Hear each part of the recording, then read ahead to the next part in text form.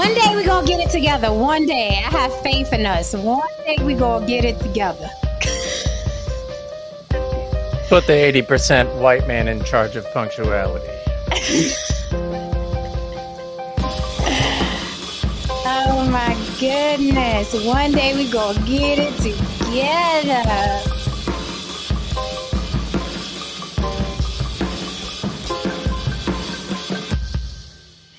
All right, guys.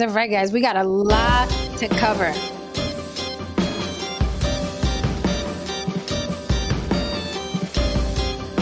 I'm trying to catch up real fast. Well, I'll brief so that way we, in case, you know what I mean, we've been on other things. We took a day off yesterday. I think we all needed it because we had extra stuff to do. I know I needed it, and I was like, there's no way I can multitask yesterday. So I needed the day off to get, my things in order in my business elsewhere. Because believe it or not, we do stuff other than podcasting. We got lives outside of here. Right, David? Right? We sure do. Okay. All right. So it was Pride weekend, welcome. so I was living. Yes, that's what I'm talking about. I actually wasn't. No, that's right. You couldn't go. I couldn't go. Like my biggest fear, for anyone who isn't up on that whole thing, I had a little touch of abdominal surgery. Oh. And my biggest fear was like someone, doing like a sneak up hug from behind, so like a friend, and like picking me up in the air. Oh no. I was like, hell no. Right. Good. Well, you're feeling better instead. Now, right? I'm feeling good. I had my checkup today, and I'm all glued back together in one piece. Yay. George Cook said this show operates off Latina Standard Time. Shit, worse. Latina and colored people time. So we fucked twice. We're late twice.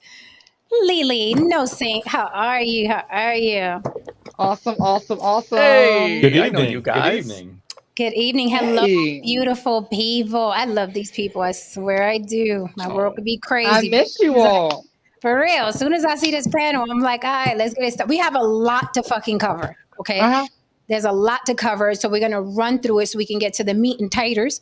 And the meat and taters tonight is no charges for Chicago mother-son shooter duo. I don't know about you, but I think that has a nice ring to it. No charges for Chicago mother-son shooter duo. All right. Pat myself on the back. I trigger people. All right, guys. So welcome to another episode of On the Block with Jen. I am YouTube and your favorite devil's advocate, Jen. Let my people introduce themselves so we can get right in, because there's a lot to cover, and I really do want to cover all this stuff because tomorrow's a new day, but we have to make up today for last night. So we're going to cut through it. Don't think we forgot any story, because we got them for you. And I know y'all wondering, what does the block think about X, Y, and Z? We're going to find out tonight. Lily. I am Lily from YV Limited. That's the letter Y, the letter V, the word limited. That is the way it is spelled here on the screen. You can find me here on YouTube as well as Facebook, Instagram, and yes, TikTok as well. I am a model/actor who started my career as a makeup artist, but those roles led me here to the block with my family right here. And I am Heron DeMarco, musician and music producer. You can catch me on Instagram under Dangerous DeMarco, and you can catch me under Spotify and Apple Music under Heron DeMarco. I am No Saint. You can catch me on YouTube, No Saint. Also on Instagram, Saint No Saint, st.nosaint. I'm your friendly firefighter, and also a regular here on the Block with Jen. And I'm Mr. David Hand, mostly on the Instagrams as Mr. David Hand, but coming soon to a new YouTube near you. I am a corporate creative director in recovery, having therapy on runways at New York Fashion Week. Welcome, panel. Don't forget, guys, please, in support, follow all the people that you see on the screen. We are a unit, and we got lots and lots of juicy content coming. You guys are going to fall out your damn chairs. Your mouths will be agape, and not to catch a dick, but they will be agape. Because we got then again, I forgot who I'm talking to here. We have a lot of stuff coming. We got a lot of stuff coming that's going to shock the shit out of y'all. Okay. So stay tuned. The only way you won't miss any of it is you have to follow all of us, because you don't know who's going to drop the tea. Okay. It could be me, could be David, could be Lily, could be No Saint, could be Haran. I don't know. You got to follow us to find out. If you want to support this show, by all means, and you want to do it discreetly, On the Block with Jenny Cash App, scrolling on the bottom. A lot of people don't like other people seeing where their money goes. That's between you and me. Unless you want to say, Jen, let them know that I am a sponsor, then I'll shout you out. If you don't give a damn who sees where your money goes, please super chat us so we can pull your comment up and dissect it. What's up, Ray Pearson? I see you. My nephew's in the chat. George Cook, what's up? You coming up tonight? You probably will, because we're going to get into race tonight, amongst a lot of other things. All right, guys, chat, hold me down. Please hit that like and subscribe on your way in the door. Let's jump right into this, okay? A lot of juicy topics. First of all, Lily, you joined the mayor in New York City for Pride at the parade. How was that? Do tell us. Oh, MG, it was a lot of fun. So yeah, I had dinner with the mayor on I think Thursday. He has this like yearly event for Pride. So it's like right before Pride weekend. And then I was invited to be in the parade. So it was really, really fun. It was extremely hot.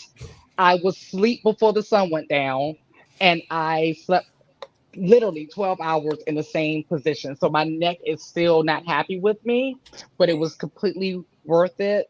I would do it again. Nice. All up in the mayor's grill. That's what I'm talking about. Yeah, people do not understand the moves that On the Block with Jen is making. They don't understand, but they will. They will. Yesterday's price is not today's price. Okay, let's get to this. Thank you so much, everyone who's tuning in. If you're here for the first time, hit subscribe. You're gonna like it here. Oh, you're gonna hate us sometimes, but you're gonna like it's gonna hurt so fucking good. All right, guys, so let's jump into this. I know No Saint has something from his desk, so let's get that out the way while I make sure that I put us on subscribers only, because a lot of people like coming up here to chirp and they're not even subscribers. So yeah, you got to subscribe to talk your shit. No Saint, what do you got from your desk? So this was a little bit from the heart. I did Uber for 4 years here in New Orleans, and I did late night Uber here. And you know, when you're doing it and making money and you're meeting great people, you don't really think about things that could happen to you. And there's several stories I've read recently that is really sad. So this one is, there was this lady from Kentucky, Phoebe Copas. She's 48, from Kentucky. She was in El Paso, Texas. And so El Paso's right on the border, for people that don't know. It's right on the border of Mexico. And he was driving this man. Let me give him his name, his respect. Let's see. His name was Daniel Piedra. He was 52, wife and child. She pulled out a gun and shot him because he was driving, and she saw a sign that said Juarez, Mexico, and thought she was being kidnapped. Now, this man spoke English. He was Latino. He spoke English. So it wasn't a language barrier. And what's really disturbing is, did she call the police right away? No. She took a photo of the man and sent it to her boyfriend. So yeah, she's arrested. She's charged with murder. He died. Maybe they took him off life support a week later. It's just really crazy, you know, what people think, what people are thinking, and how fear has grasped so many people in this country that they just don't think logically. It's disturbing.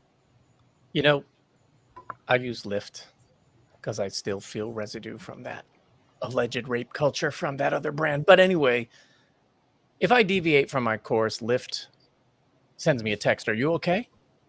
I see you're not, you know, I see they took a left turn. You all right? I can't believe Uber doesn't do the same thing. Also, look at the fucking map. It gives you the map of your route to wherever you're going. Like, why couldn't she just look at that and say, okay, this is logically. And being that you're in Texas, you're going to see signs pointing towards Mexico. Yeah, it's not like you're in Rhode Island. If you were in Rhode Island, I would be worried, but Texas, no. Yeah. Again, it's I've heard there's a lot of people driving Uber, so of course these stories always make the news, but we had one here in New Orleans. A lady picked up a young guy.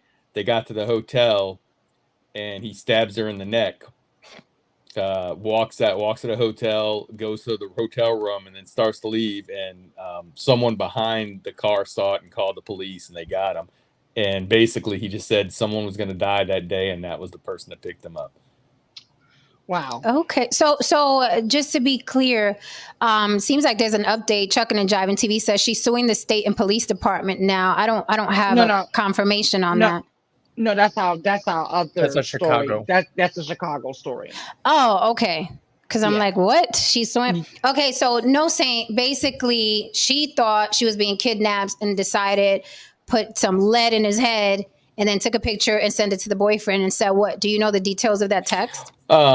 Just basically that she thought she was being kidnapped. She was hysterical. She was hysterical, thought she was being kidnapped, but she didn't call the police first. She sent a picture of the guy to her boyfriend. So the details on that, I don't know what she was thinking, but she was definitely sticking to the thing that she thought she was being kidnapped.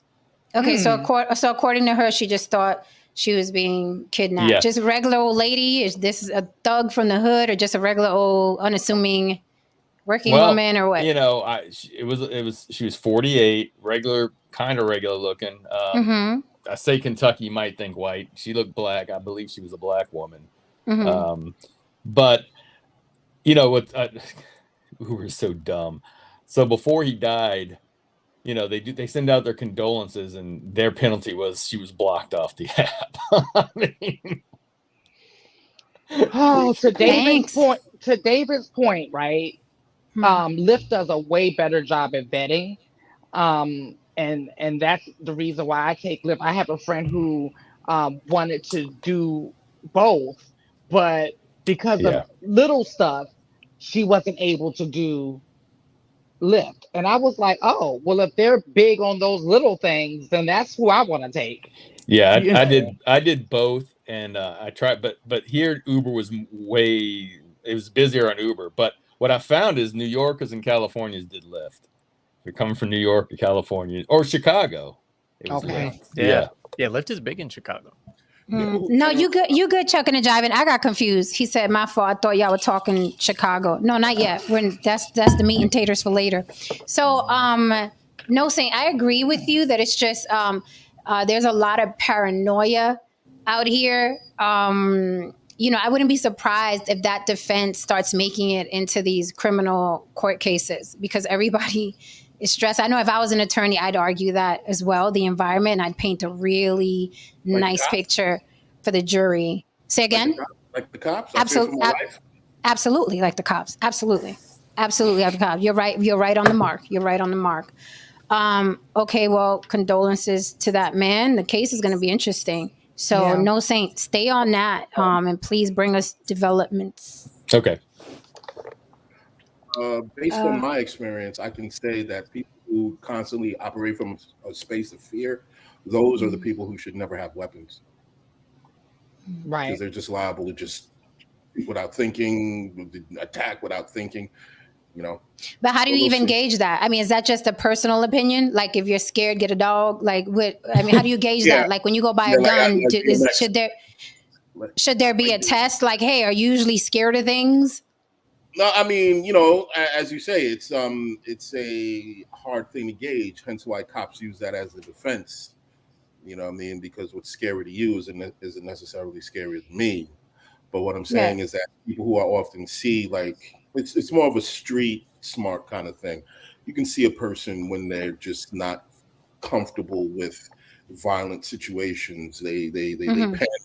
They're erratic. You know what I mean? And those are people that turn a situation that's this into this.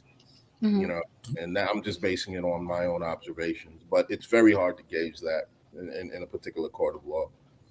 Okay. And David, I didn't even know that Lyft does all of that. Like that's how I travel most often. I didn't even know they text you and say, "Hey, are you okay?" I never got that text. I don't know. Lyft ain't. They do, and they also partner with Brinks or ADT, like a security call center. So I didn't know they'll that. give you a direct link to. I mean, why you wouldn't just call the police?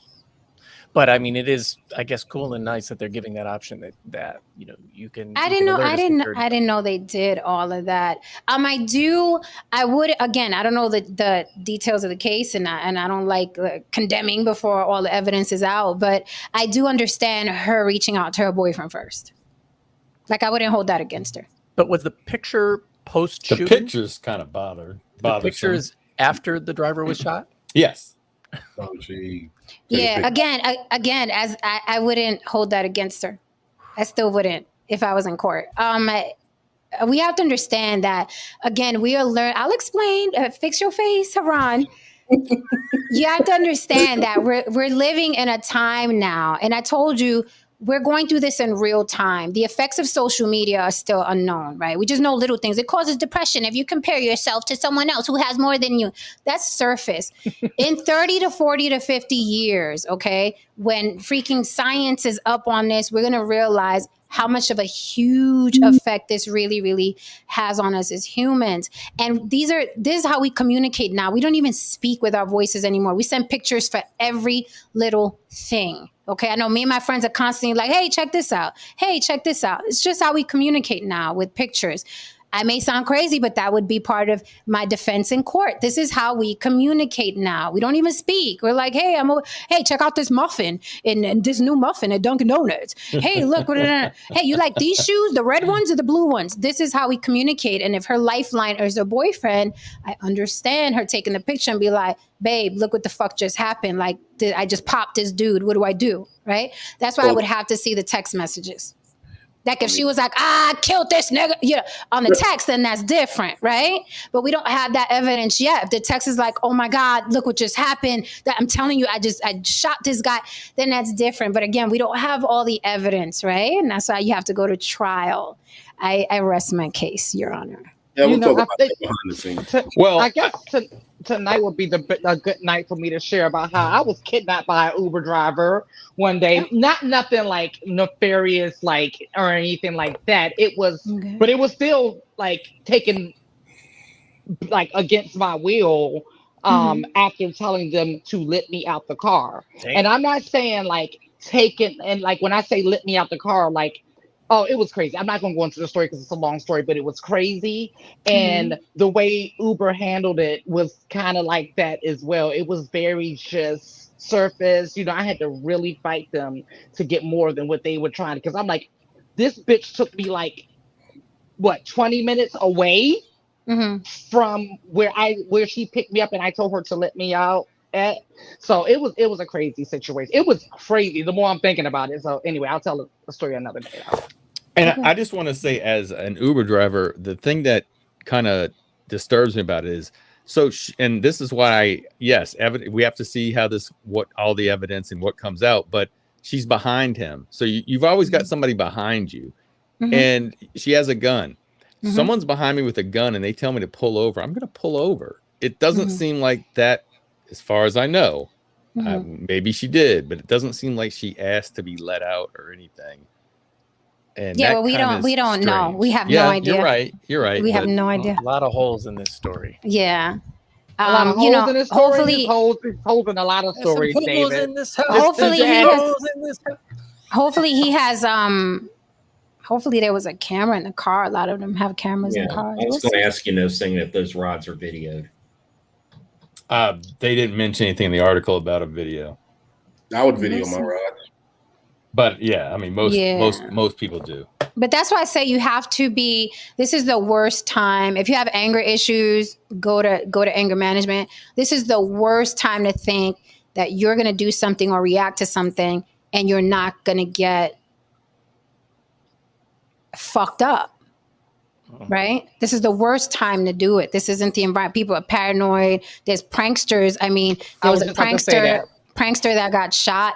Another prankster that got choked up. Like, this is not the time to be fucking with people. You just don't know what they're going through. And also, I always advise all the men that I love and know, leave that road rage shit at home. I don't care if they cut you off. I don't care if they're veering. I don't care. Let them fucking go. You don't know if they just coming from a fucking divorce, catching their wife cheating. You don't know if there's a death in the family. You don't know what someone else is going through in that other metal box. Okay, let them go. If they crash into you, then it's different. You both have to get out the car and discuss. But if it's a thing where it's like, what the fuck are you doing? Let them go. I stress that. This is why I stopped driving. That is the number one reason why I stopped driving.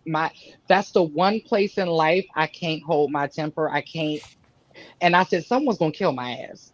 So let me bow out gracefully and go ahead and push the button for lift, because it wasn't pretty. I couldn't do it. And it's funny too, because out of all the places I'm crazy, I'm most calm when I'm driving. Like when people are like, learn how to drive, I'll be like, thank you. I will. Because I just don't. I'm like, I'm not going to get, we're on the fucking road. I got to get to where I'm going. I'm sure you do too. It's whatever. As long as you didn't crash into me or run me in the wall, like shit happens. It's no different. This is how you got to look at it. This is how I look at it. It's no different. And I'm from New York, so it's no different than walking in New York Times Square and people bump into you. Are you going to turn around, roll your sleeves up and get into fisticuffs? Or are you going to be like, my bad, excuse me, and watch where you go and keep pushing? It's the same thing, except you're in a car.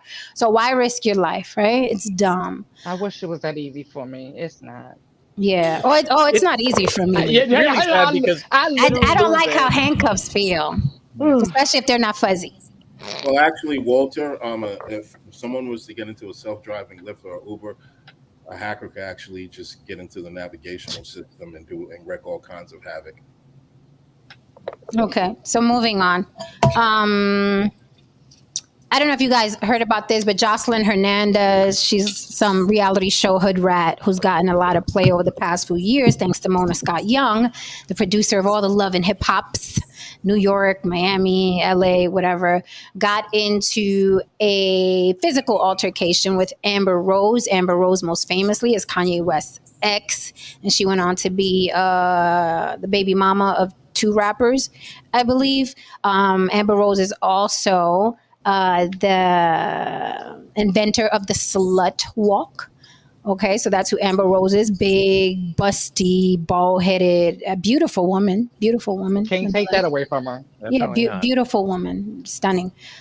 So they are on a reality show doing the rounds, as a lot of these reality show actors do. They was most recently on a reality show, Cast Together.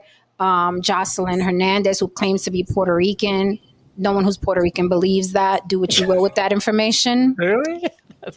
Yeah, we don't claim her. No one talks about. Every time she says, "I'm the Puerto Rican princess," everybody's like, "Well, you know, Puerto Rican people now." Yeah. So that's why the fight happened, because now Jocelyn Hernandez is Black. She decided to be Black. And I have an apology. Let me apologize to the Black people out there. That's what I should have captioned this with.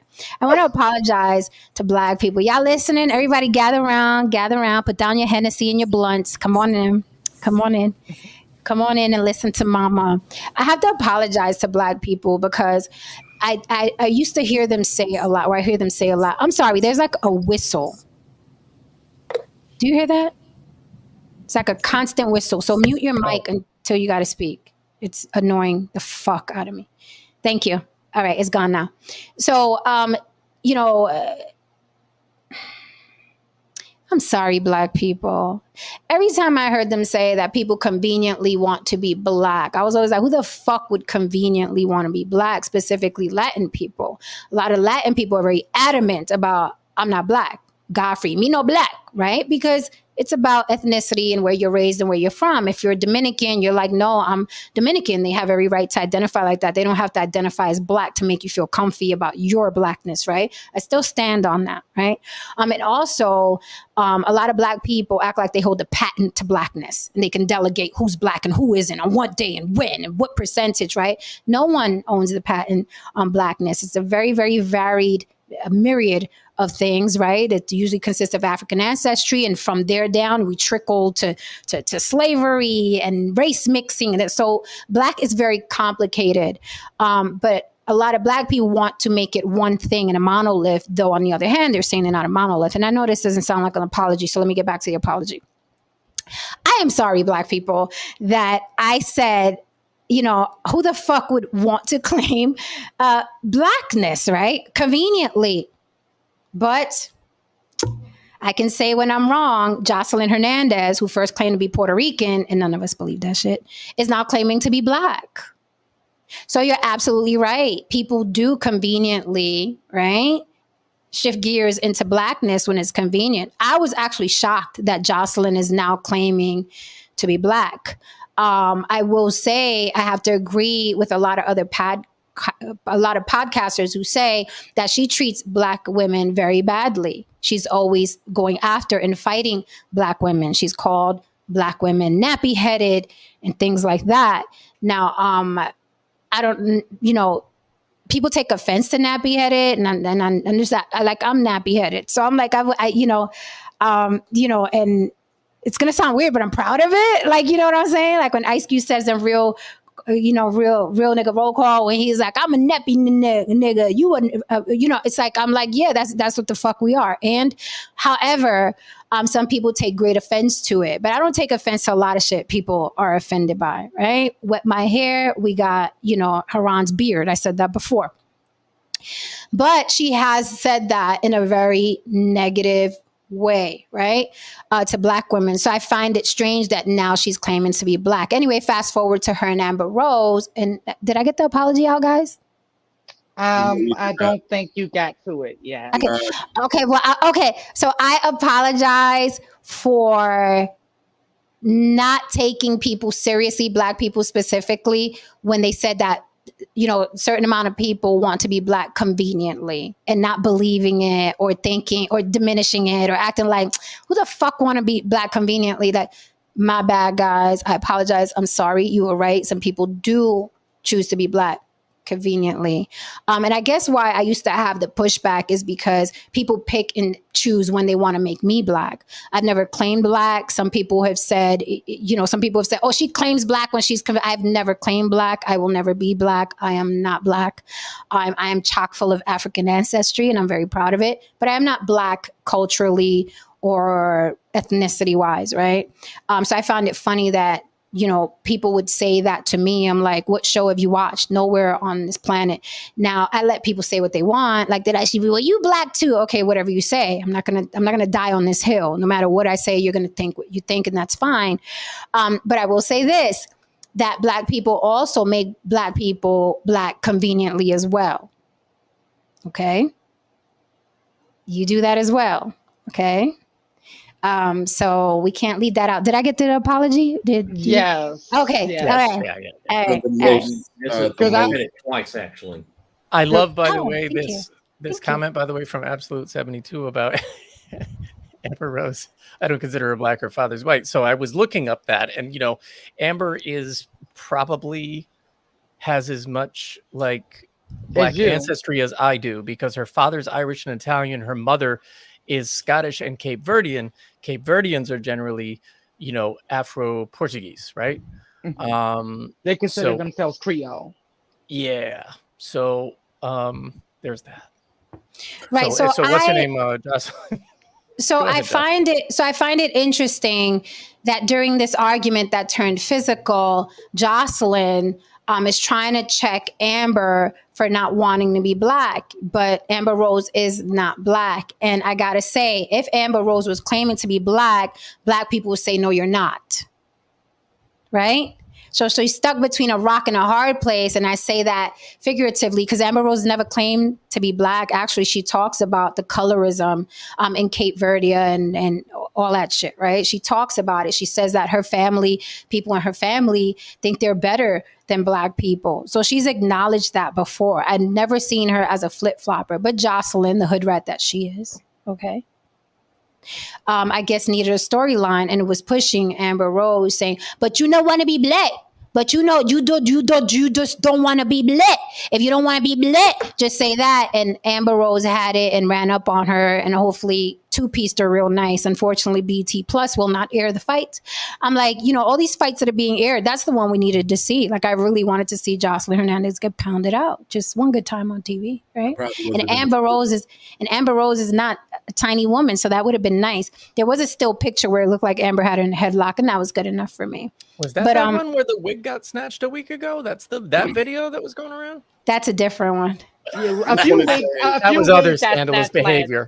Yeah, because wigs get snatched all week on reality shows. One of the most conveniently black people that I've seen and probably I've ever seen is not by his own accord, by black people's accord, is Barack Obama. He's usually black whenever he is being pressured to do whatever is in their best interest. Whenever he drops a ball, they make sure to mention that he's mixed, or they just don't call him a black man, period. Which kind of brings to mind that his father is black, his mother's white. So if he's not black, that means there's a lot of black men out there who are hell-bent on not creating black people when they lay down with people of other races. But to them, according to them, those kids are black. So it's a very political and very hypocritical, concept, because again, with human beings, we love to cherry pick our shit. We always love to go cherry picking. But anyway, I'll leave it at that. I love this comment. The Queen says, I think a clear definition of black racially does not exist. I agree with you.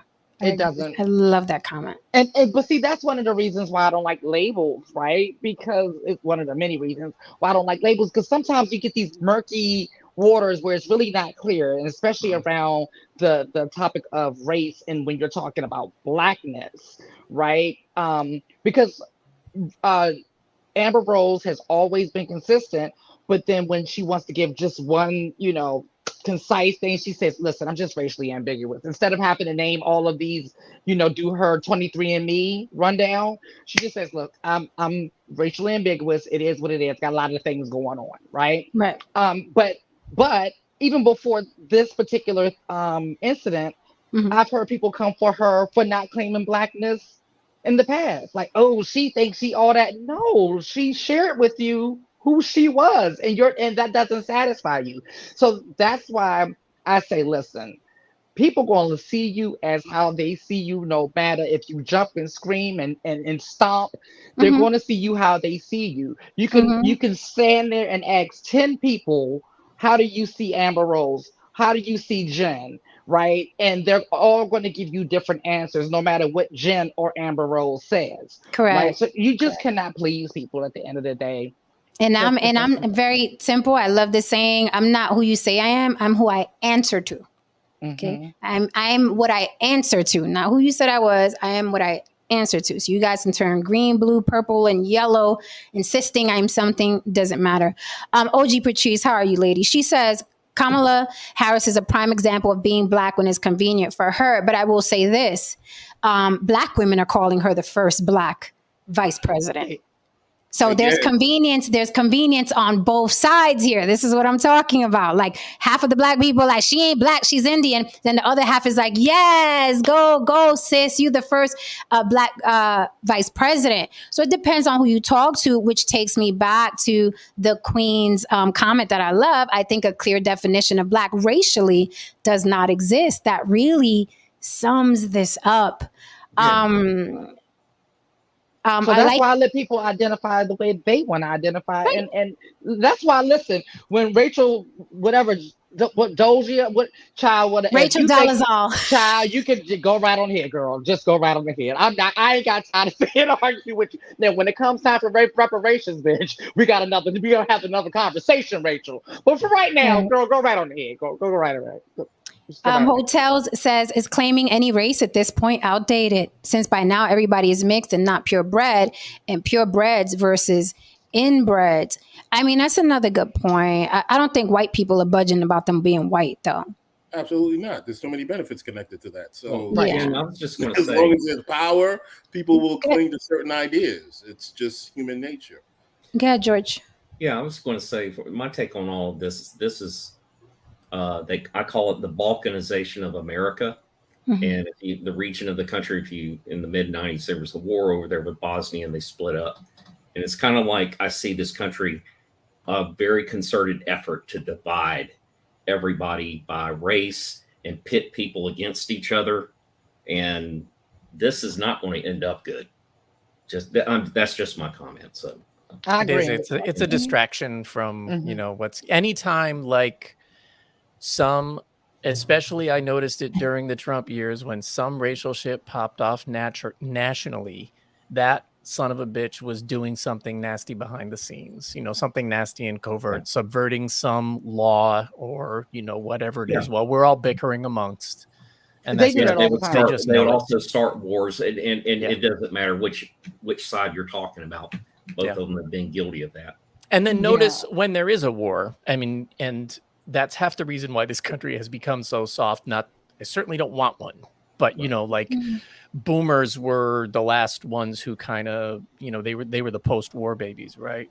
But I'm losing my train of thought, so I'm going to stop that sentence right now. Okay, that's fine. It'll come back. Chucking and Jiving TV says, everyone's black. It's just what percentage are you? Maybe 2%, 10%, or fully. But if you're 1%, that means your lineage started at 100%. I disagree with that, but it's cool. Oh, well, do you and think I just remembered, by the way. Okay. Do you remember how united we were after 9/11? I mean, unless, of course, you were like a Sikh who had nothing to do with the Middle East and were beaten, because, you were brown.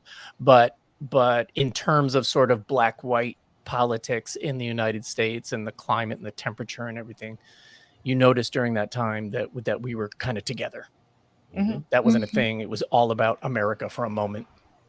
Well, do you think people like the black people who try to initiate people into blackness without their willingness, do you think it's because they want them to be included into the oppression and what we go through? Do you think that's a part of it? It's like, hey, you're in on this too, especially if they benefit from the culture. It's like, oh, you're benefiting from the culture, you're making money off the culture, so yeah, you black too. You look black enough. Come on over here with us and deal with what we deal with too. Do you think it's a piece of that as well? I think it's human nature. Going to what David just said. You know how to keep three people stopping to help them to stop arguing? Give two people a common enemy. Yeah, I get it. Right. I think that's a great point, Lily, because I've seen it. When people are on the bad side of whatever it is, say like what happened in Puerto Rico when Trump went and threw the bounty paper towels, the black people rejoiced on social media. See, you're black too. You're one of us. You're black too. Literally rejoiced, right? But when someone who appears to be black, say like if I was a rapper and I was capitalizing off of being black or acting black, whatever that is, then they would tell me she ain't even black, right? And this is why I don't pay attention to people, right? Because they're very convenient or inconvenient about labels. If I'm losing and I look black, then it's a good thing that I'm totally black. But if I'm winning and I look black, but I'm not black, then they're going to make sure they let me know I'm not black. Same thing with Amber Rose and Jocelyn. I think Jocelyn is a clown, right? If I had a gun, I don't care for either women, but if I had a gun pointed in my head, I'm going with Amber. I think Jocelyn she's filth to me. And again, we don't claim her. She's been running around saying she's Puerto Rican for a long time. I think she just wanted to appear legal in the country. She doesn't sound or look Puerto Rican. And yes, there's a sound and a look before you motherfuckers come at me talking about what that sound look like. There is a fucking sound and a look. There is a fucking culture. Even when you're from the sticks of Puerto Rico, there's a certain accent that we have. Please don't tell me what people from Puerto Rico sound like, okay? We know it's no different than when we see a character in a movie and they're playing a Jamaican. If a real Jamaican tells me that's not our fucking accent, I have no choice but to believe that because they are actually Jamaican. So it's the same thing. Like we know who's who. And I never believed that. We don't claim her. You'll never see us like, yeah, Jocelyn, go ahead, girl. I've never even seen her wave a fucking flag. I've never believed it. There have been rumors that she's something else, but claimed to be Puerto Rican. So it's like the jury's out. She's, no. Anyway, No, I think the point you bring it up is the whole thing I'm thinking about when it comes to this situation, and then people saying this person's not black or this person's black. I think it all comes down to when I think people mistakenly think that when someone is saying this person's not black, they're talking about racially. I think it's more of a divide of culture, right? Because even like when we talk about like people in Cuba that are black, people will say they're not black.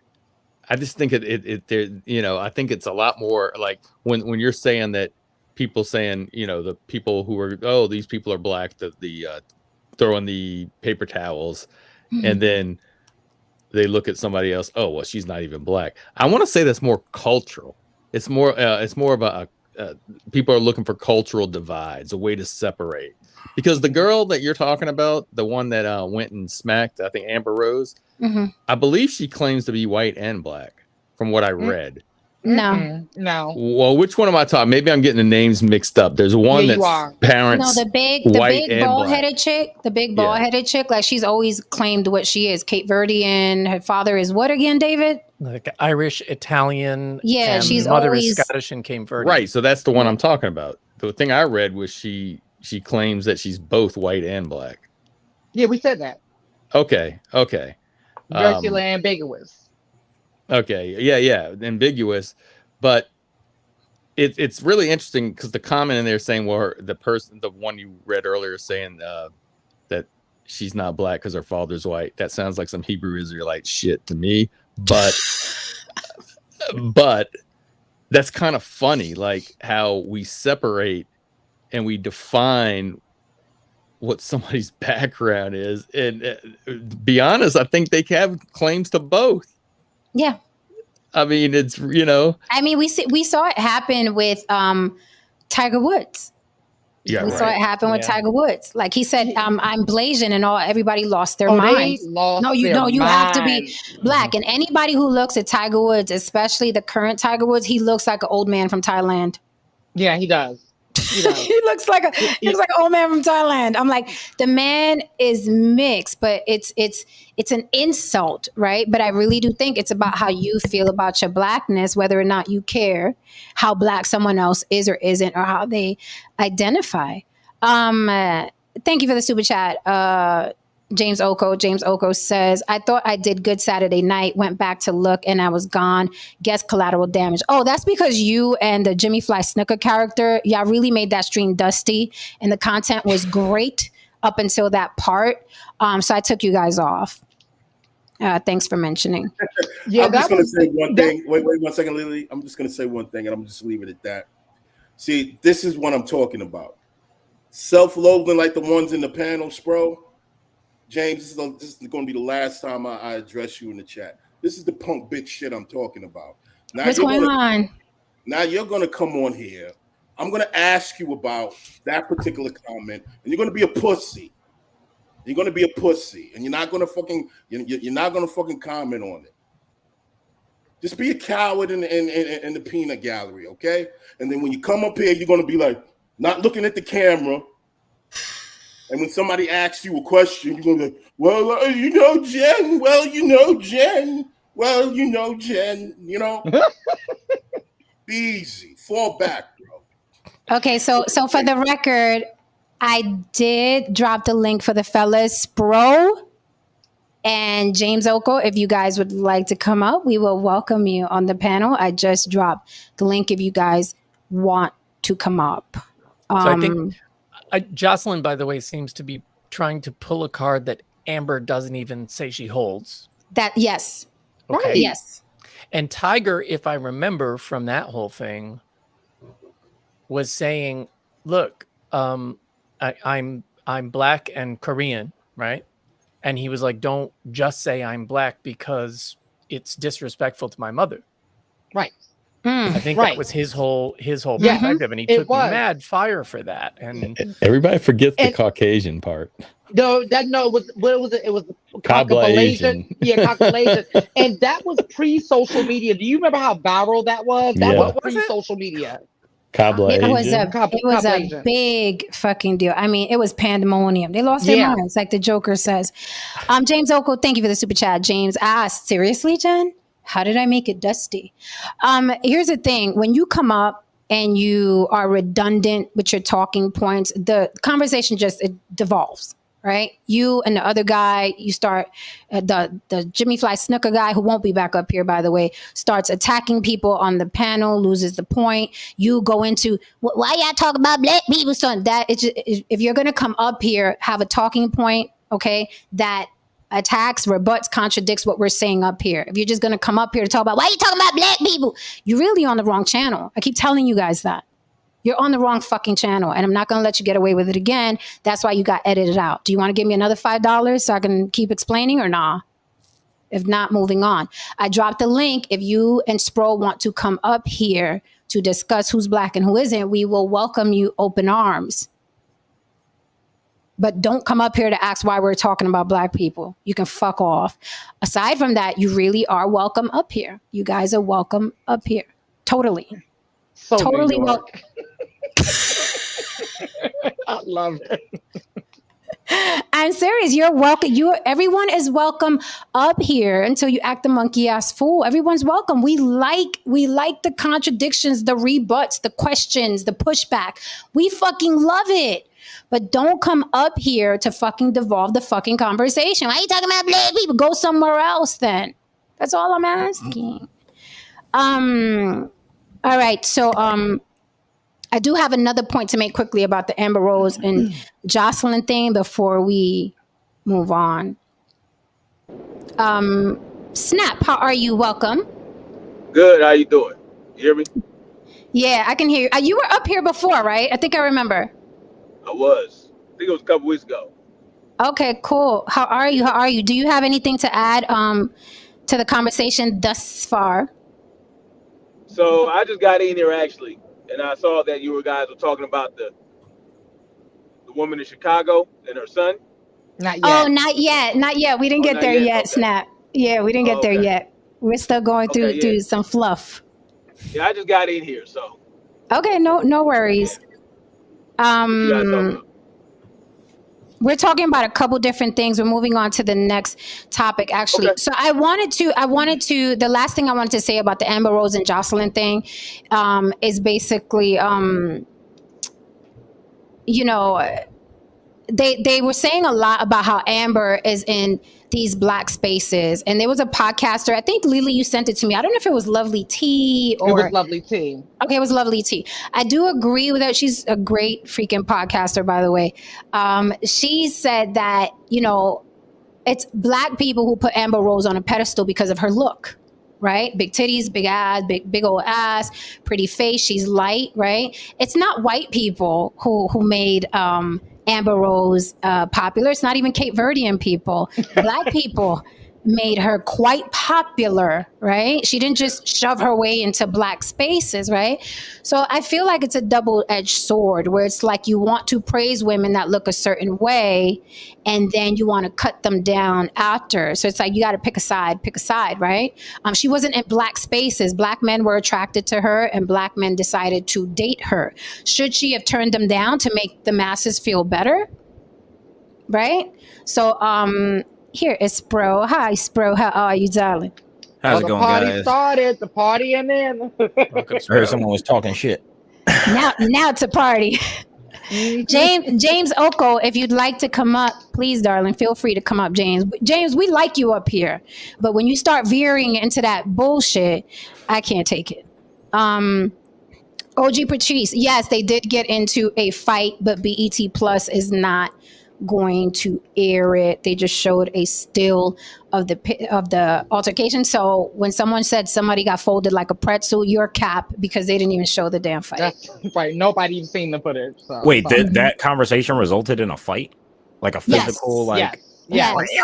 Oh, that is... Who threw the first punch? I knew it was Amber. Amber. Yeah, Philly. Yeah, so I'm for those who don't know, What I'm the in Philly. I already knew. I already Whoa. knew. I already knew. she Amber pretty Rose much- got in a fight with somebody? Yeah, She's from with Philly. Jocelyn Hernandez. Word? hmm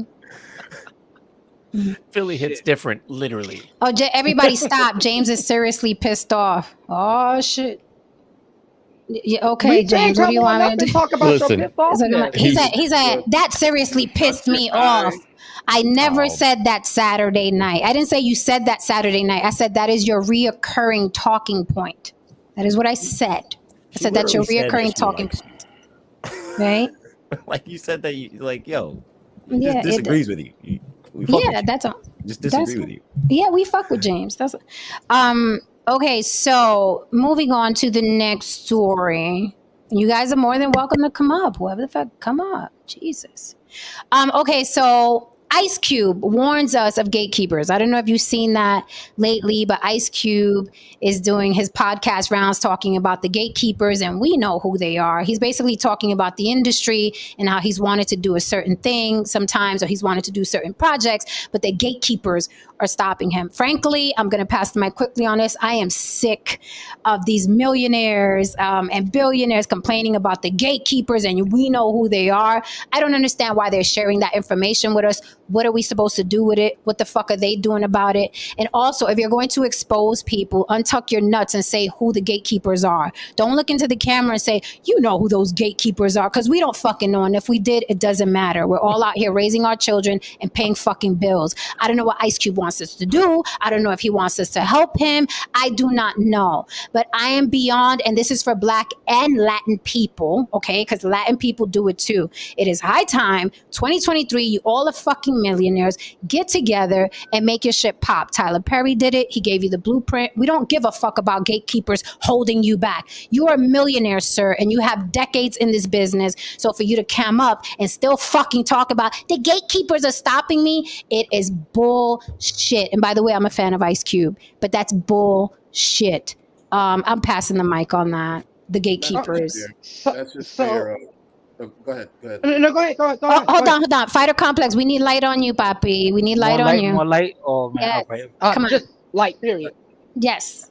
Because there's a black box on the screen right now. Darkness. Wait, hold on. Are you discriminating me on my color right now? I am. Yes. Yeah. Oh my God. Although we don't discriminate against black box. I will say Black that. box.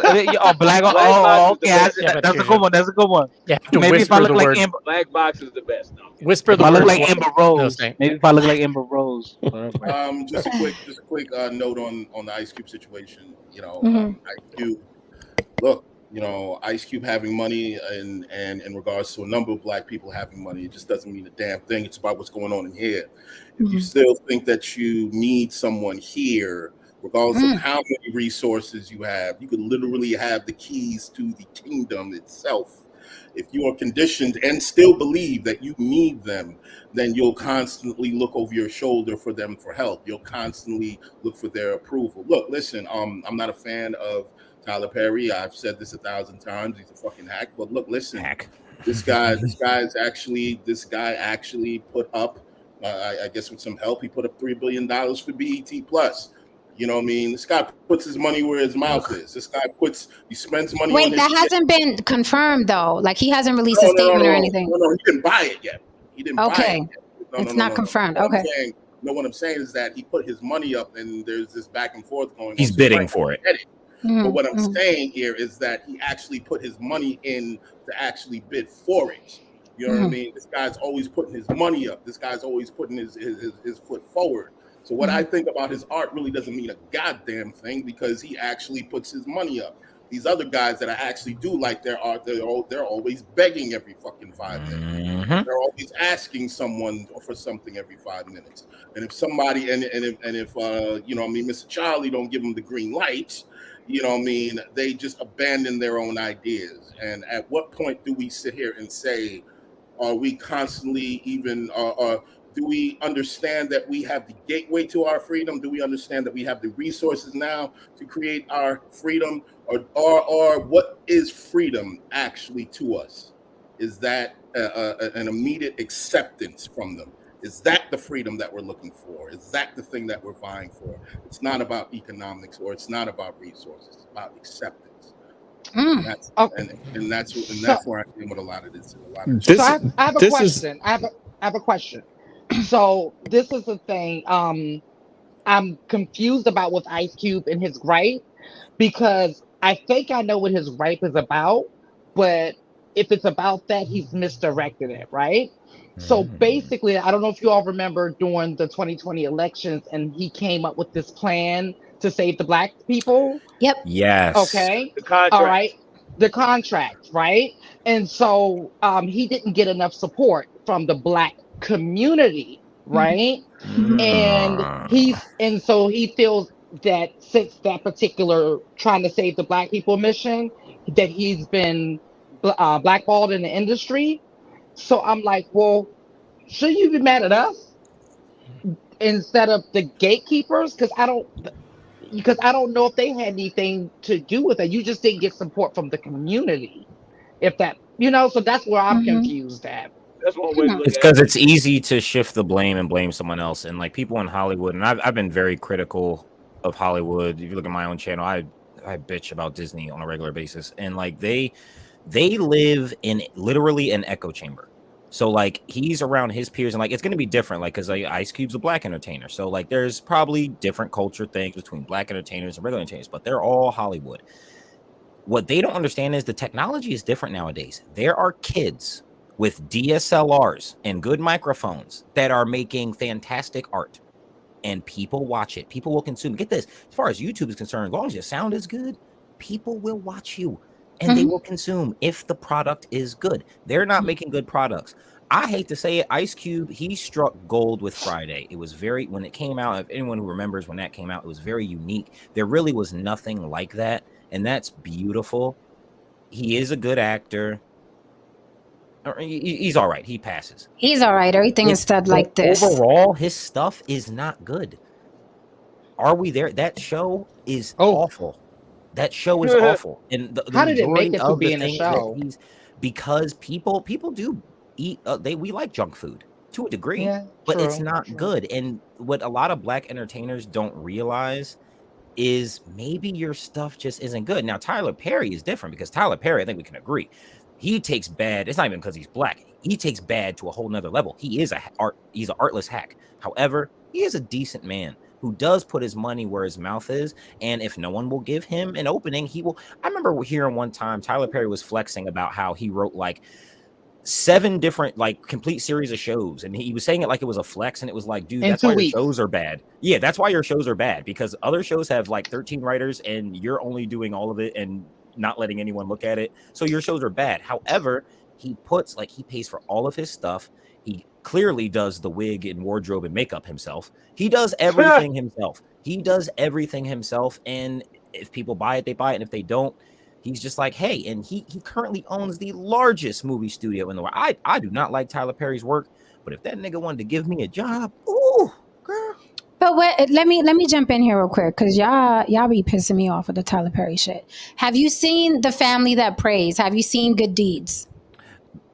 Get this, both of those movies are actually one of his better ones in concept, but overall the writing is still bad, the execution is still bad, the acting, he somehow generates shitty performances out of great actors. I disagree. Good Deeds and The Family That Prays are really good films. They're good in concept. They're not good films. Okay, I think they're good films, and here's why. I think that Black people, Black men specifically, are harder on Tyler Perry than you would be on some corny white actor comedian. That's what I think. Oh, name a corny white actor comedian. Yeah, name one. You name them. Well, Pete Davidson is not that funny. Amazing. Adam Sandler isn't amazing. He had like very spotty, career. He's like maybe had like maybe 1 or 2 actual movies that I was like, yeah, that's great. That's hilarious. That's amazing. Jim Carrey? What about Jim Carrey? Oh no, Jim Carrey is different. Jim Carrey is amazing. He's untouchable. Jim Carrey is the legend. Yeah. You can't touch Jim Carrey. That's different. There's actually a lot of white people that I don't mess with, Jim. We just don't have this conversation. But I'm just saying that I think people are extra hard on Tyler Perry, and I really do think that what he's accomplished should trump all the shit y'all talking Oh about. no, That's no, what I no. think. I would never Two come at things. his accomplishments. He really worked himself No. up from the mud. What he has done for Atlanta is just amazing. Like, he is a good man who does good things. He is not a good artist. But it's His not art, quality. Yeah. objectively, his art is not good. The man should have never picked up a camera. Get this, for the church plays, for the aunties on the buses, it works. Movies and television shows, the man is a hack. Like, So why did I get married? Why did I get married, and why did I get married too? No, Again, I like that no, either. love those movies, but poorly written. Yeah, they're anti-church plays. Again, you can think something's entertaining and you can like get by. Like, I still think that the best movie with Tyler Perry's name attached to it is Diary of a Mad Black Woman, and that's the one he didn't direct. And that movie is still not good. Like, he's not like the man does know the most artsy I've seen him get was with what was that one movie, the thriller he tried to do. I forgot the name of it. I know what you're talking about. With So, Taraji P. Henson. Taraji P. Henson. but Friday to That you one is was a decent. gem. Friday is a gem to you. Friday is not necessarily cinematic language at its best. However, when it comes to writing and original ideas, Friday was an accident. Friday should not have been. Friday wasn't because if Tyler Perry did Friday, you'd be talking shit about Friday because you already have an outlook on Tyler Perry. No, because we have a million. Yes, you would have had a bad wig on because of Friday. There was the reason when Ice Cube was writing Friday, he enjoyed his time on the production of Boys in the Hood, and he liked the filmmaking process. So he was like, I want to do my own movie.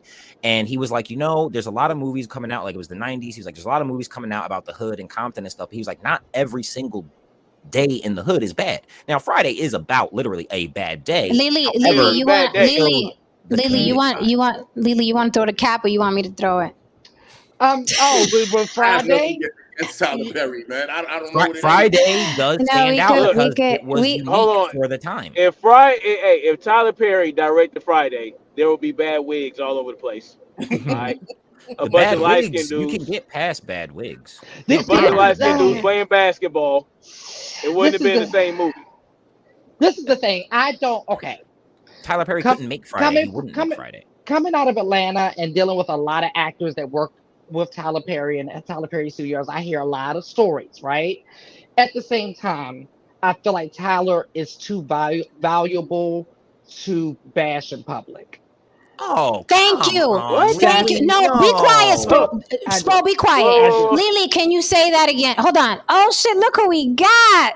One of the OG Chef Shapino. What's going on, Chef? What's up, Chef? Oh, hold on, Chef. You got a shirt on, right? Okay. Yeah. You got a shirt. I was like, Chef is coming through. He's coming What up? Shirtless. What's going on? Oh, no, it's brown. I seen a girl walking down the street with a bodysuit the same color as her skin, and I thought she was nude.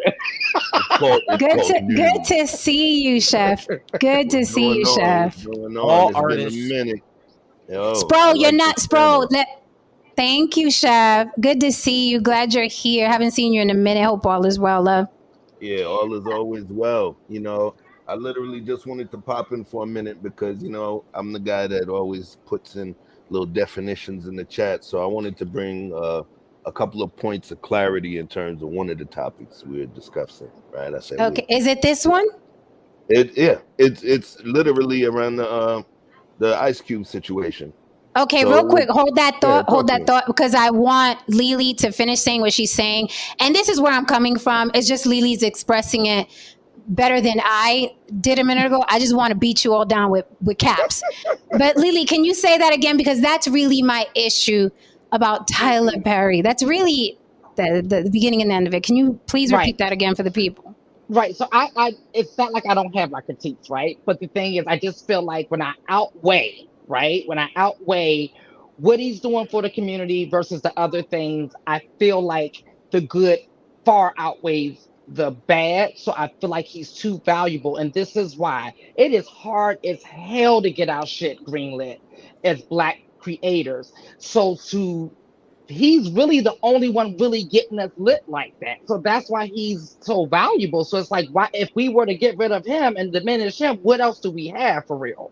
Right. So yes, we can go on about the art and I got my own, but it's just, I feel like what he's doing is too valuable for a lot of people. Like I said, he's a thing of trail mix, and I always use that as an analogy for certain people. But I feel like I can eat more things out the bag and be left with less things that I can pass off to somebody else. So that's my issue with it, that you guys think you're being critical of a regular old person, like you're talking about, oh, what that movie Marlon Wayans did, or this man is an icon. Okay, he Marlon went from Wayans did nothing. shit too. Hold on, Spro. But Marlon Wayans did not go from fucking zero to building $1 billion empire. And Marlon Wayans had a fucking army of brothers working together. We're talking about one man that went from being homeless to building the biggest studio we've ever seen to $1 billion empire. Okay, and I just think that sometimes we need to shut the fuck up.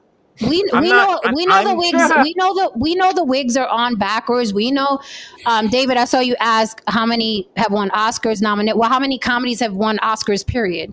Like, comedy is not big at the Oscars anyway. Yeah, no. Very snobbish and drama film. Yeah. He's done drama as well. Full of done shit. drama. And when they do get it right, it's for BS reasons. So that was my hold on, Snap, because I did interrupt Chef Shapino, and I know he had something on this.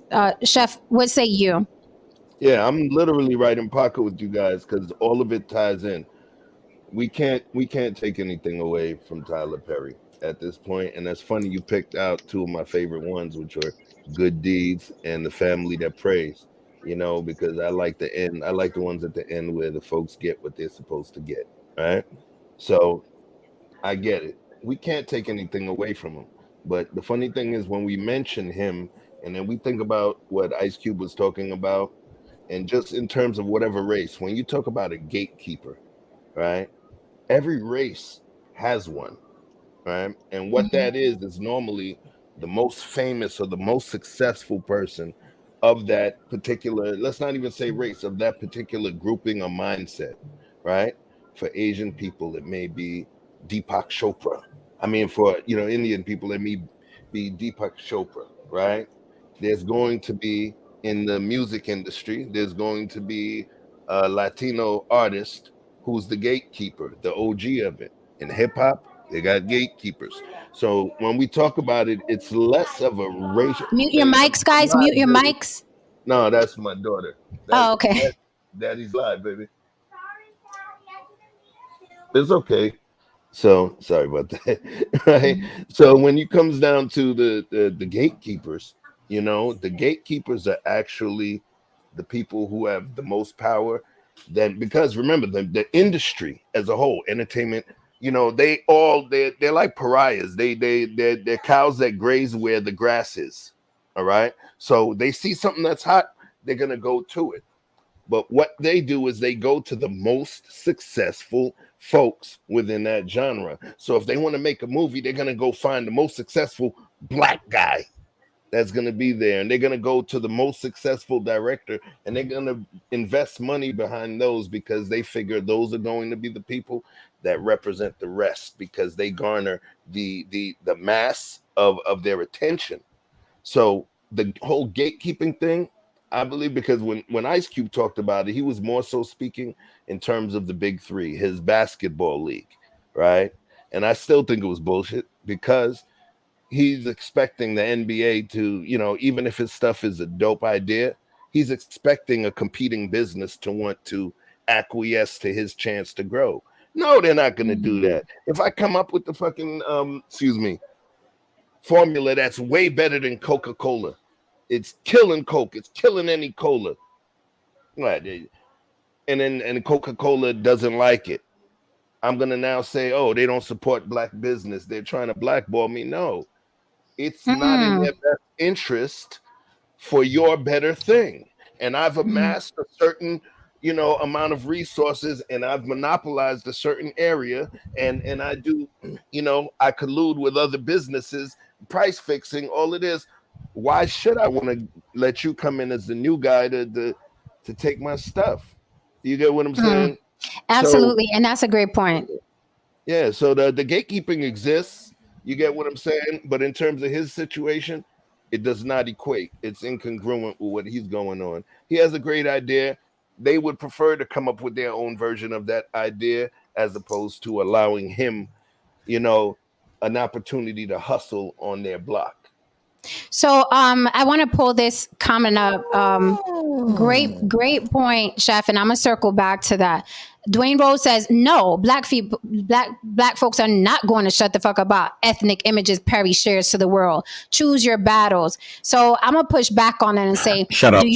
Did you care when Snoop Dogg was walking black women around on leashes? Do you care when black women are on stage all acting like a bunch of whores bent over with their cracks open? Do you care when black rappers are talking about doing Molly and Percocet and drinking and killing each other in the raps? Do you care about those ethnic images, or you just care when a black man puts on a dress? Moving on. Can I say Moving something? on. Just spreading their cracks. I'd like to Yo, Chef. Everybody got their crack open on stage. Everybody got their crack open on stage. Do you care about those images, or are you clapping because you want to see her bend over? Stop the cap. I'd like Yo, Chef. I see why Spro, hold on, man. You've been talking a lot. Let me get my point across here. I'm going to say what Chef said. I got to agree with them 100%. We saw the NBA squash and won when they got competitive, and they pretty much copied them and used businesses and things to put them pretty much out of business. So he's exactly right on that. What I want to say about what Ice Cube was talking about. So here's my thought on that. When he talks about the gatekeepers and we know who they are. If you're talking about getting your movie distributed around the world, yeah, there are some companies that you got to go to be able to push your movie, right? But if we're talking about like, it really sounds like after, and Jen, I know I watched it. And after I watched these, I've only seen 2 to 3 of this Schwarzenegger documentary. And you see how he didn't let anybody tell him no. He was told he couldn't do certain things, and he found a way to do it. And he didn't come from money. Constantly, they were telling him no. And it was an amazing documentary because I didn't realize he was already a millionaire before he ever went into the movies. So what I'm saying is it really sounds like an excuse when you're saying certain people are holding, in the movie industry, and you know who they are. They're making sure we don't get. They make sure a lot of people don't get movies made. It's not just him. Black, white, purple, Latin, yellow, green. Hence, gatekeeper. Yeah, I mean, so there are plenty of people. There are plenty of there are companies in Canada. There are companies in other parts of the world that you could probably go to if you want to go to somebody, or with your money that you've made through the years, you can self-produce it yourself. Now, getting it distributed is going to be difficult, but it's difficult for anybody who's an independent. I wanted to say really quickly, when he says gatekeepers and you know who they are, no, we don't. I don't know if he's talking about the Jewish people. I don't know if he's talking about rich black. I really don't know who he's talking about. But because these celebrities want to be vague, I'm like, who are you to? Are you doing the Kanye complaining? I don't know who they are. Well, he said per the video that he's supposed to let us know throughout the summer. He dropped some veiled threats. And he said this is going to be a very interesting summer because he pretty much said he's going to spill all the tea on all the gatekeepers and what's really going on. So I'm going to just sit back and grab my teacup and sip slow. Okay. Can't wait to see. But I see it like a rich people tantrum, right? Because it's the same thing, kind of like, this may sound like unrelated, but it kind of is. It's the same thing with Monique, right? When Monique doesn't get her way, she wants it to be a community project for her to get right. My babies, I love us for real. You notice you haven't heard Monique say that in a while, right? But let her get stopped. Let her get stopped from the next film, then it's going to be everybody's problem, right? And I think that's what Ice Cube is doing. So again, and I'm a fan of Ice Cube, his success, what he's done, you know what I mean, in the industry. But what do you want us to do? We paying bills, homie. We got our own shit that we got to get greenlit. What do you want us to do is my question. What would you like common folk to do? Because that's who you're talking to. I think that conversation he was having to the camera should be had amongst his peers. the other millionaires, the other people that have gotten projects greenlit in the past, and they should be coming up with a plan to get past the gatekeepers. What does he want us to do? So Sip that tea. I'm gonna sip. now, here's other perspective, right? And this is Mm-hmm. not a disagreement. This is just to kind of tie in a couple of things. Mm-hmm. What he's stating, and it alludes to the thing in the past, the contract for Black America, right? Okay. That he came up with. All right, I understood there was several things that made a lot of sense in terms of community wise, right? Cool. Here was the thing. He tried to present it to Biden and Kamala Harris and said he wanted to meet with them to share it, because he thought it was going to be something that would help the community. Fine. What Biden told him was, well, we'll talk after I win. If I win, pretty much help me win and we'll talk about it after the fact. Mm-hmm. Well, if you, Jen, have an idea that's something great for the people within the US, right? A large Mm-hmm. group of people in the US, Mm-hmm. and you have two groups of people that may become president, more than Mm-hmm. likely, it would make more sense for you to go to both sides, right? Because it's going to help the people. Yep. Well, what had happened was the whole left leaning, and we're not going to get too much into it, right? Some aspects of the left leaning, what they did was they flipped it because Trump said, come on in. And what happened was they told Ice Cube no, but they went and met with Cardi B. Biden and Harris went and they sat down and had a conference with Cardi B, but didn't want to discuss the contract for Black America with Ice Cube. Trump welcomed them with open arms. And then what happened was, our community turned him into a pariah. Why the hell would you meet with him? Dummy, because he was going to be the fucking president of the United States, and he did. Well, no, after the fact. But he had a great choice, and he was the president. You get what I'm saying? Not he did, but he was. Why wouldn't you want to bring something to a sitting president? You get what I'm saying? This is for the people. This is not for one political party. This is for the people. So that's pretty much. And what he's stating is that once that happened, because some of the millionaires that are supposedly the gatekeepers, that's particularly the impetus or precipitating factor for them blackballing him. The names of those plans That's were very what interesting. he claims. The names of those plans were very interesting. I remember Cube, he sat down with Trump and they came up with it and they called it the Platinum Plan. And then Biden and his people, they responded with their plan. And it was called Lift Every Voice. And this just sounded like singing lessons. I mean, it just. Anyway, Oh man, I swear politics is comedy show for me. But go on. that shit was Okay. talk about pandering. Absolutely, it was disgusting. But I will say this: what Ice Cube did, I was full steam ahead with him on it. I'm not a big Trump fan, you know what I mean, but power is power. And I actually read the plan that he had, and it wasn't that bad. It wasn't that bad. But again, our people, we get caught up in our trauma. We are married to our trauma. We are married to reaction. If we can't elicit a reaction, if a reaction can't be elicited, we don't care. Like if we can't get angry or sad or be in the position of throwing something, we don't care about the subject. Interesting. And people play on that. People play on our emotions every day because they know that. Emotionalism. Oh, Yep. Jen remembers the scab. Oh yeah, the Well, scab comment. I talk about that a lot. That's why they Yeah. use pathos when they address us. Being. Yeah. One second. When you're in that particular place as a human being, you can easily be manipulated. You can easily be pointed in whatever direction and controlled, you know what I mean, and just puppeteered, man, because you're never speaking and existing from a place of critical thinking.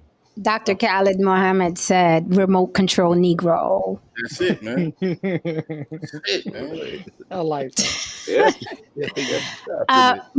moving on, hit that like and subscribe for me, darlings. I do want to move on to.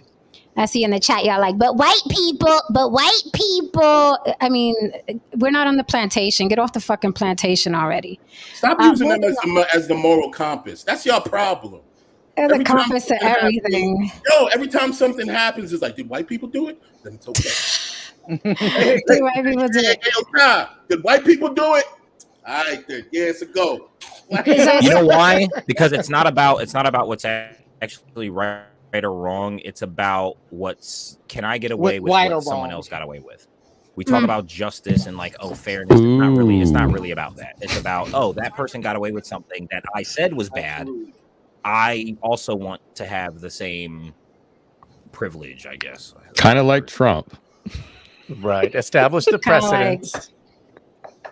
What? Yeah. Continue on. What's kind of like Trump? Die with the lie. No, they said I'd do this, but so and so did this, and they got away with it. He does Kinda that like a lot. Trump. He does that a lot. Thank you for the example. He throws everybody under the You know what? No, you're actually right. He does. He So does. let's move on. Let's move on because we haven't gotten to the meat and taters. I want to get through this as quickly as I can. We have to get to that Chicago shooting.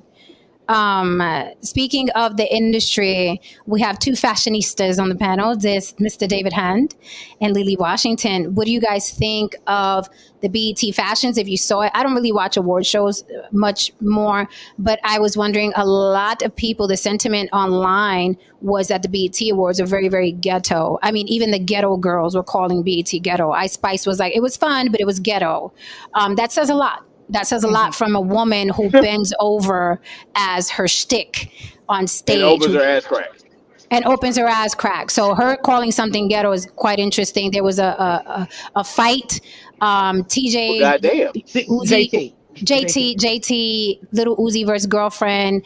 So the rumor is he was sitting too close to Ice Spice, and she got into a fight with Uzi, threw her phone at him, was cursing him out in the audience. Another woman did a video where she was like, people farting in here, they farting. Who the fuck you think you are walking by me farting? So this is basically the vibe. This is the vibe of the BET Awards. Sukiyana, the woman who claims she can suck the black off a dick and has posted videos and pictures of her come on her face, stuff like that. She was sitting on everybody's lap at the BET Awards. It was chock full of this type of behavior. So the question is, were the BET Awards evidence of an industry's downfall, and whose fault is that? Lily did give us a quick red carpet look. I'm going to play it for you. You guys, please answer the question. Were the BET Awards evidence of an industry's downfall, or is it just we're old heads and we don't get it? Here's the fashion of that night.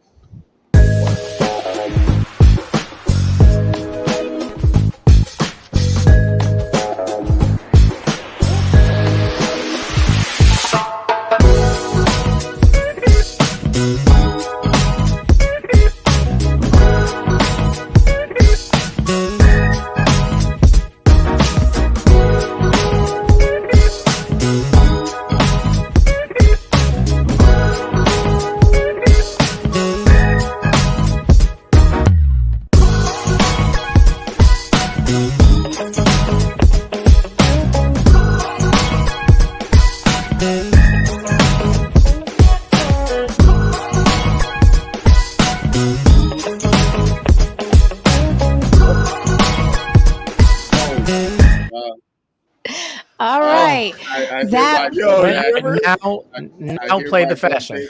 This is called This is called government. I don't know. Government cheese couture. What was that? Was there a motherfucker with a Jolly Rancher mink on or some shit like that? I don't know. What the fuck? And listen, I was very fair. I really was trying to pick out the best, and of course the worst too. So those were the best in there. The best was in there. Fashion is not a nudity contest, everyone. Just throwing that was the best. The best. I don't know nothing about fashion. Okay. I don't know nothing about fashion, but I don't know what the hell that was. Before I jump off here, because I got some stuff to do for work in the morning. All I right, just want Chef. to make one comment about what we just watched and keep it congruent with the conversation. That's why the hell there's gatekeepers. Okay? Right. That's why gatekeepers exist. You understand what I'm saying? Okay? In Yes. case you were wondering, So that's Bring why. back, That's why. bring back the gatekeepers and the gatekeepers. shaming, and the shaming, the How gatekeepers many and the of them shaming. you think will be at the Tonys or the Oscars or the Good Emmys? point. Yeah, I can't Grammys see Al or Pacino in a Jolly Rancher mink. I can't see it. You know what I mean? Yeah, That man. rainbow. was that a Steve Harvey suit that we saw on somebody? Yes. Yeah. Okay. Yes. you ever Thanks, see Jen. those pictures Thanks, Jen, from for like putting that on my spirit. Oh, E man. Black TV, E Black TV, hello, sir, is in the building. He says, "Hey, Jen, and the panel. Also, Becky with the good hair." Hey, That is hilarious. oh, snap. It's the wink for me. Hey, peace, love, Wow. and light, y'all. I'm out, man. It was fun. Y'all talk Thanks, to you. Chef. Come back. Come Right, back Chef. soon. Come back soon, Chef. Definitely. Keep Hold cooking. it down, y'all. Mi casa, su casa. Those All right, pictures yo, look you're going like, to catch me in my drugs making eggs. Peace. All right. E Black, we're back on Atheist versus Religion this Thursday. I hope you could join us, sir. We're coming at it from a different angle, though. Okay. So I hope you'll heal. All right, guys. So looking at that fashion and hearing what went on the BET Awards, is it evidence of an industry's downfall? And also, someone asked, would you see those fashions or that behavior at the Tony or Oscars? Are you policing Black people? Are you policing Black people? Is that part of the culture? Are we in denial that Black culture is what we just saw on that carpet and the behavior that was inside the award show? Is there a demographic of Black people and that's very much their culture and you're shaming them? Pass there the is a mic. demographic. I literally, so what's weird about this is literally just today, I was talking to a friend who he made a Facebook post about how he was like, yo, the BET Awards were, I think he just was saying like they were very mid and like just drawing. And I was like, dude, I didn't see it. I first off, I haven't watched BET since it was like 106, like AJ and Free. Like that's how long it's been since I've even bothered, right? Me too. I think the entire idea is disgusting. I think it should be deplatformed. The fact that we in 2023 have an entire network dedicated to one particular race, and then not only that, to double down, it only highlights and glorifies the most negative, disgusting aspects of said race and culture. BET just as a whole is trash. I never liked it. I hated watching movies on there because they would always play movies that needed to be edited to all hell. The shows are shitty. The idea is shitty. First off, it's insulting. Black entertainment television. I'm Black and I am not entertained. The fact that the BET Awards look like that is not a shock. But it is on television. It is on television. It is on TV though, and it's owned by Disney. All right, so like the entire idea just need those pictures look like, you ever see those pictures from like, it'll be like, prom in Georgia or shit like that. That's what those look like. That was disgusting. And you know what? It is a depiction of Black culture. And the fact that stuff was allowed, it wouldn't happen at the Tonys or Oscars. I wouldn't say it's necessarily a race thing, but the fact that the BET Awards is solely focused and they go out of their way to be like, we here, we colored, we proud, blah, blah, blah. That's why it's allowed. It's glorified. And Ice Spice, I still have never heard a song from this young lady, but I have seen her. Yeah, she's always bending the fuck over. The fact that she was like, yo, this was ratchet is drawing. Get this. You perpetuate and you're part of the problem. Every single Negro in the building. I had a buddy that was there too. He went this year. Even him, because he be on some drawing stuff too. Every single Negro under the roof, y'all like it. Y'all have no problem with it. You glorify it. You put it up. That's Black culture. What's the problem? It ain't white people. It's niggas. Well, here, look, listen. I will agree with what Jen said earlier about Tyler Perry. We're far more passionate about a Black man in a dress than we are about Black women behaving like whores in public and on screens or whichever. I will say this, though. I'm wondering at what point in time did the call for accountability become associated, just blatantly synonymous with anti-Blackness? You know what I mean? I'm really trying to figure that out. And there are a number, whoever's watching this now, whoever stumbles upon this 20 years from now, I will say this. You feel the same way, such as a man such as I feel. You the things that I say, you think the same things. The only difference between you and I is that I have the balls to actually say it, but you're too much of a coward because you need to go along to get along, because it is the fear of being called a coon or ostracization or losing your black card. You're willing to be associated with degeneracy. You're willing to be associated with poor behavior. And to me, that is the ultimate traitor. That is the ultimate traitor. Right. I mean, why is it that Black culture has become so synonymous with degeneracy, ghetto, like just everything negative, when we have because look, this is my thing. I don't have a problem with a little degeneracy, a little ghetto, a little twerking. Like, I don't have a problem with that, right? Because yes, that is a part of it, a small part of it. But Black people are like such a large, vast variety. But it just seems like in the last recent years, we have become so synonymous. And like Spro, I haven't watched BT or EBT since it became EBT, right? Because when I was younger, they had like Teen Summit, and like they had Soul, Donnie Video Simpson. they had so many things. I liked College Right. Hill. I did. College Hill and like all College of that stuff, right? But and even by the time they got to College Hill, it started going downhill. But Yeah, but but there was still an element of balance there, right? What I'm seeing is like the balance is being erased. I'm past saying slowly erased. At this point, it's just really difficult to watch. Here's the thing. Here's the irony of it all. All this stuff that you're seeing right now, panel, if you recall, you only saw this shit on like BET After Dark. You remember? Mm-hmm. I remember. Yeah. I remember when everybody was dead asleep, and if you're up, like, here's a cookie. Here's some titties. You're up here. You know what I mean? That was the only time you saw happen. Oh, and I want to add something. I was listening to people's like behind the scenes take of what was going on behind the scenes. Mhm. One person said when they was entering, they were there was mad security because the artists weren't allowed to bring their own personal security. So the person who was telling the story said Why? that I don't know, but the person who told the story was saying that the security guard that checked their car said that they had already seized 20 guns that day already. So, like, I mean, it was a lot going on. And then we got the fight between Jay-Z and Little Uzi over the whole Ice Spice thing. It was just a lot of things going on. But I do want to highlight one good thing. Busta Rhymes. He did a Mhm. wonderful speech. He got his Lifetime Achievement Award. Mhm. And so, he talked a lot about his keys to success. And, he attributed it to, ironically enough, this is so funny. Ironically enough, he attributed to him being Caribbean, growing up in a Jamaican household, and being raised differently. Mhm. Right. And then that led to him having a level of work ethic, and that's what had got him through the tough times. He talked about a lot of his tough times in the industry and things like that and how he got through. So that was really interesting. So I don't want to overlook that part either. Yeah.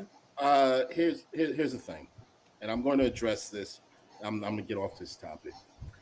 So the execs now pick talentless and dumb people because they are easy to make a quick buck off of them, as opposed to rising up and being competition in the business. Here's the thing. The execs, let's just say the execs pick them, but the community and the culture supports it. Yes. The community and the culture listens to it. Mhm. So here's the thing. Here's a crazy idea. Pay attention right now. Hip hop is not really as powerful as it used to be. It's the first year that there's no number one song, no number one album. Do you know why? Because a very large sect of the people who used to listen to hip hop, they're now listening to Latin. They're now, listening to country. They're listening to other things that are being a lot more innovative and so on. hip hop is redundant as shit, and the only people who are listening to this shit right now are low IQ individuals. And yes, it's a quick buck, and the industry is like, fuck it. It's literally just fast food at this point in time. I'll pass the mic on that. We keep buying it. Mr. David Hand, what did you think about the fashion? Look, I haven't watched BET since Donnie Simpson left Video Soul. Good for you, David. Deadass. But based on the Lily, you did that compilation? And I tried to help them out. I really did. I did my best. There wasn't any. There was ill fits everywhere, and how close can I get to nudity everywhere? That's what I saw. And I wanted to say rainbow realness, but that's just too nice. Rainbow has better stuff than that these days. It was actually give me like the Dominicans in the Bronx, those little side shops, and like they like give you like Dominican church lady, especially Glorilla's outfit gave me Dominican church lady. Yeah. What I hate the most is what David said. It's the fit. Yes. Like it looks like early. Pajamas. Yeah, it looked like early, like Destiny's Child when Tina Knowles was making those horrid outfits and sewing shit together. It's like no tailors here. Who's your tailor? Even the hems. Yeah, just horrible. Thank you so much for the super chat, Chef Shapino. Chef says, some say BET was better before it was sold to Viacom, aka white folks, as it was distinguished while we had it. You are referring to the new BET. False.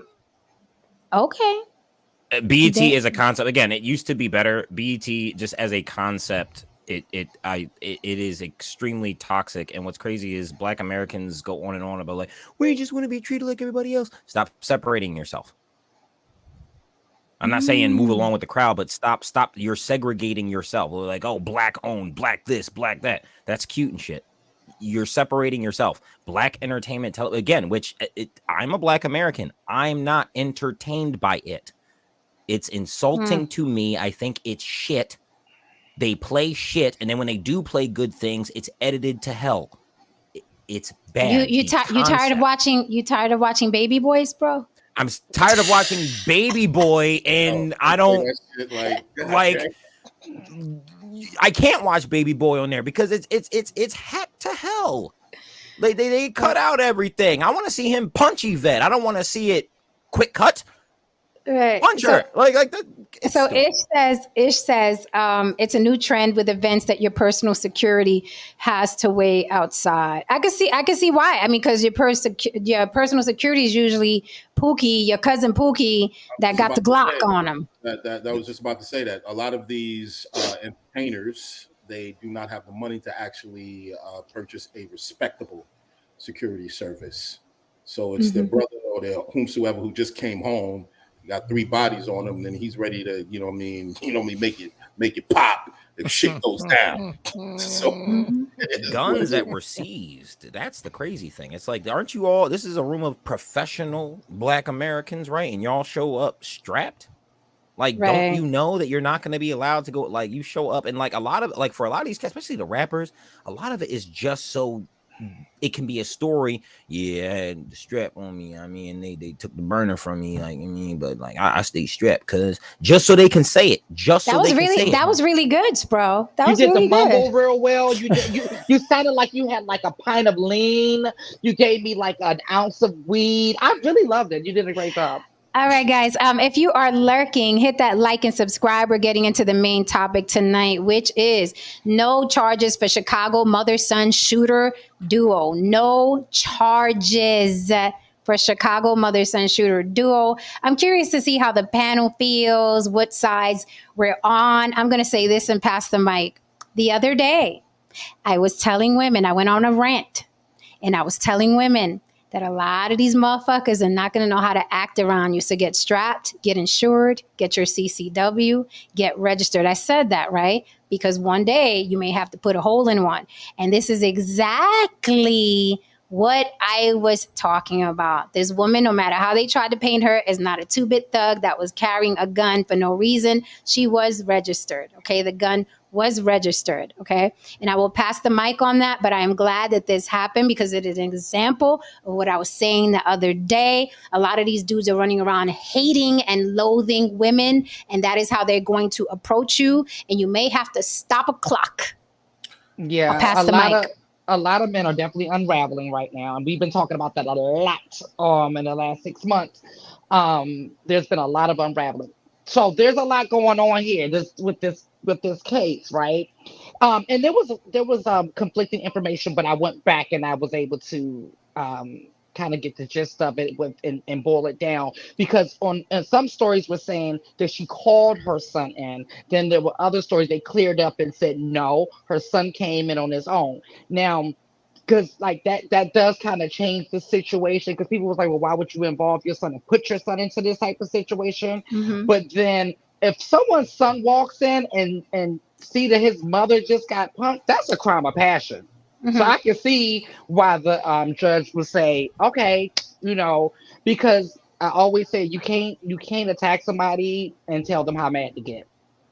And so that's why crimes of passion exist. That's why it's on the law, because we're humans. We're animals first, right? And so the law recognizes that, and they know that our primal instincts, anything can bring out our primal instincts. Not even we can know. So it's so easy for us to say what we would do and what we wouldn't do in certain situations. Like I explained, for me, what brings out my primal instincts is driving. It's the one thing that brings it out. Everything else, I can keep my cool on so many things that most people can't keep, but that one thing brings it out of me. So that's why it's on the books. I'll stop there because I have more. Can someone answer, how did the gun get in the kid's hand? It wasn't in the car. The kid was in the car, and the mother texted him to bring the gun. I guess there was some beef or whatever. We don't know what was said in the text. People are speculating. However, that is how the gun went from point A to point B. She texted him like, "Hey, there's trouble." I'm not saying that verbatim. I don't know exactly what was in the text, but the boy came with the gun into the food place. I don't think it was a crime of passion. I think it was a justified kill. That gentleman was, in comparison to the woman, he was large enough, big enough, fast enough to have killed her. And in that instance, a life was being saved. The young man took out the trash. Yes, I say the trash. He did what was necessary, what I say needs to be necessary at times when a statement needs to be made. And that man did not have to respond in that manner to that woman. And he fucked around and found out. I am glad that neither of them are being charged. Hopefully they will. I'm not a huge advocate of therapy, but in this particular case, it may make sense for them to sit down and discuss this or seek some type of help, but they need to move on from this, leave that community. Something that young man needs to be, needs to heal from this. But overall, he did a great thing. He protected his mother. I'm proud of him, and I'll pass the mic on that. I resent that remark. You're not a big fan of therapy. What do you think happens when you and I are on the phone? See, I'm going to start charging it. This is the part where I tell you didn't have to talk about that. This is the part where I tell you it's not about me.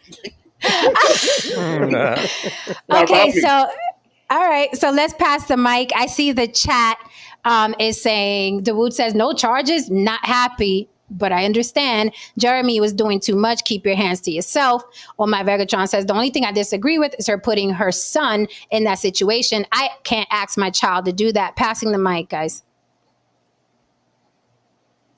Go ahead, I wanted to be polite this time and not just be like, Thank you, Spro. Thank you, Spro. No Saint was on you. No Saint was on you, boy.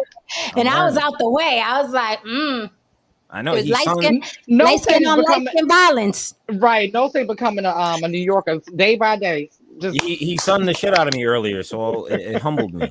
Right. There you go. So here's the thing. So I saw that your thing was about this, right? Yes. earlier. Like I was watching like when I got home, and like the beginning of the stream, and I had seen it in headlines, but I don't keep up with like that kind of stuff. I keep up with like politics and entertainment Okay. news. So I asked my wife, I was like, "Hey, Jen's talking about this kid and his mom. What's going on with that?" So my wife gave me the tea as she knows it. So what she Okay. told me was, she was like, this guy was mad that he had to wait in line behind this lady. He gets in the words with her, and you know, he like just starts like wailing on her. And I was like, oh snap. Now I know the end result is this guy gets killed. So I'm like, when I hear that, I'm like, oh well, fuck him. Like whatever happened, like obviously was justified. And then she tells me, oh, her 14-year-old son is in the car. And this is just to what my wife knew.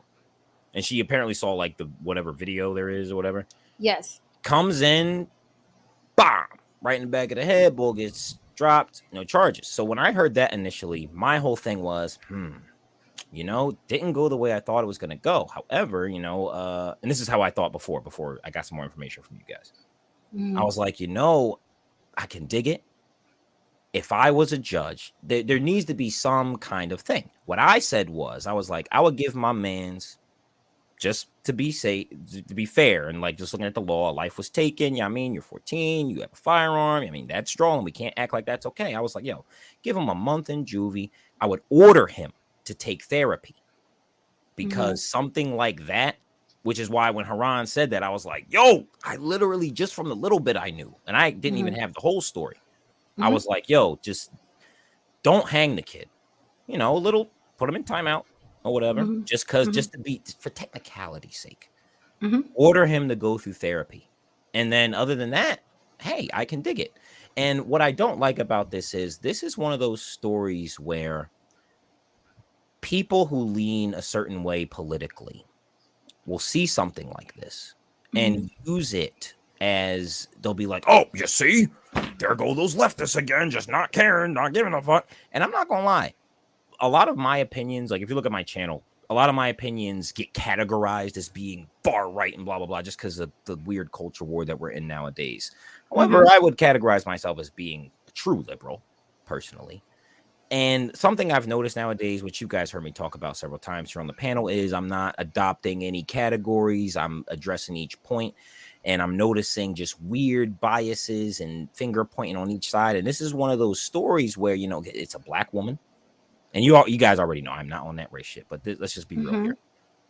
It's a black woman, her young son, they're in the Chi, and a bull got shot, and they got away with it. Just from hearing that, fuck, Alex Jones, if he gets a hold of that, you know, it's like, you see, and that adds more fuel to the fire, and it's drawing. Then it's gonna be, oh, the left, they just love criminals, black people can do whatever, the frogs are gay, and it's just, it's madness. And just from hearing, so like, I didn't know that it was her firearm, I didn't know that she was licensed, I didn't know that she texted her son. Now we don't know the text message. That I think we don't. Probably change a few people's opinions in teensy bit. However, it would appear as though I can see where the judge is like, hey, I don't really think again, some kind of order. Put them through therapy, like on the court's dime, like at least the kid. You know, I also think that is weird. He was 14, correct? Is that correct? Yes. He's 14. And like how the last comment, it was like, oh, why is she getting her son? I don't think that that's cool. It is drawing, but we got to also think of the reality. And to get this, the reality that I'm about to describe does not necessarily condone the action, but you have to understand. Single black woman, single mother, black woman. Her son is with her. Her son is 14, so he's turning into a man. That's the man in her life. A bull just wailed on her. So yeah, that's who she's going to call her son. Yeah, she's going to call her son. And what is a son going to do? Especially a teenager. He's going to defend his mom. So one of the arguments, I'm pretty sure you all have seen it online too, right? Is that, you know, they're turning this into a gender war as well. It's turning into a race war. It's turning into a gender war. How? Right? Oh, I mean, they turn everything into it, you know. And so, but I'm gonna give you the talking points that I've seen floating around, right? So one of them, it's like, they are accusing her of, I guess, they're saying like this is what happens when you make your son your man by proxy, right? Red It's like, pill. yeah, that type of stuff. And then of course you got the whole racial component as well. So it's like, people are always going to try to find a spin and put their own personal biases and their own personal whatever it is that they're going through into it as well. But I just wanted to add in some of those points that people are saying across the net. I didn't know there was a gender war thing, but now that you mention it, I could definitely see a bunch of manosphere, especially the black manosphere, being like, you see black women, yeah, they call them son husbands, which I do think is a thing in our community. Don't get me wrong. However, giant dude punching someone's mom, like is someone wailing on your mom for whatever reason, you're not gonna. Again, I'm not saying my first reaction would be shoot the guy, even if I had a gun, but this isn't a race thing. This is a woman thing. This is a man thing. So, like, honestly, the dudes the red pill guys, they're starving for content because people are starting to see through their bullshit. So anytime it's a woman and like if a guy get this, she didn't even kill the guy. Her son technically did it. Right. It wasn't even her. So anytime, especially a black woman, the black woman's involved. And again, you guys already know I'm not on that race of the black woman, the most oppressed. I'm not on that type stuff. The fact that she's a black woman, the fact that she's a single mom, the fact that it's her teenage son that was involved, yeah, those cats are gonna. It's like blood in the water. And she's now suing Chicago. Am I right? Yeah. She's suing, says Carlicia Hood files lawsuit against City of Chicago and arresting officer cites false arrest, intentional infliction of emotion, distress, and more. And she's also started a GoFundMe. That now that's where you lose me. Yeah. So here's the problem with the whole thing that I'm seeing. Let's just take into account, and this is where the manosphere is bullshit. Okay, you got this 14-year-old kid who's in this particular situation. Like, what was he supposed to do? Fight this big grown ass fucking man with it? You know what I mean? To get him off of his mother? No, he used his equalizer, which was a gun. But he was supposed to shoot him in the foot. Like, I don't understand how this really works. But anyway, I'll pass the mic. Yeah. So this is kind of my take on the whole thing. First of all, I have no idea how far the young man lived away from this. I don't know if she also called. He was in the car. He was in the car outside. Okay. So that was the quickest way. So I get that. Okay, so that's cleared up. The problem I have is this. I don't have a problem with him defending his mom, and if that meant shooting that guy, I don't have a problem with that part. I have a problem with the guy egging it on in the restaurant. Someone was in there egging it on. And I have a problem. I think he should be charged. Now, he's a juvenile, but I think he should be charged because once you go after and once the person is fleeing and you go out there and you still continue to shoot, we have laws. That I can't stand that when people think I'm defending, so now I'm going to go finish the job as the person's fleeing. That's not the way it works. And that's what he did, and that's the Is there evidence of that though? That's what I'm reading the story. Read the story and the source. Cite your source, please. Read the story and cite the source. It means something that this is Chicago. On your average holiday weekend, you've got 50, conservatively maybe gunshot injuries coming through the hospitals over there and everything like that. Spro, absolutely, this kid's gonna need therapy. I don't agree with the juvie comment whatsoever. I think he came in and did what he had to do. No Saint, it's Chicago. That doesn't matter. There was a comment in. It might not matter from a legal perspective. That's what I'm talking about. But I think from a social perspective, that does mean something because this guy. There was a comment that said the guy was armed. The dead guy, was he? I'm not sure. I don't. No, I don't think so. I don't know anything about that. I didn't hear nothing about that. But you don't know, and this is, we're trying to apply judgment on adult thinking to a 14-year-old. No, I get that part, and that's why I said it would be more juvenile, a juvenile type of court proceeding. I don't think you should be charged as an adult. So this is Fox 59. I'm gonna say it's out of Chicago, but Mhm. I'll get to the part that I'm talking about. The man Mhm. sustained 2 more jealousy. The argument quickly turned physical when the man punched the woman in the head multiple times, authorities alleged. Then the document states the woman's son displayed a firearm and fired shots at the man. He sustained a gunshot wound to the back. Documents state that there was a witness laughing and encouraging the incident. The man then fled the restaurant, and the 14-year-old allegedly followed him, firing more shots. What if the kid thought that he was going to go get a gun? But Yep. did he? But did again? But In did Chicago. he? Did he shoot him? Did he get shot in the back after he ran outside? I know he got shot in the back of the restaurant. He was shot in the back in the restaurant. Right. Oh, okay.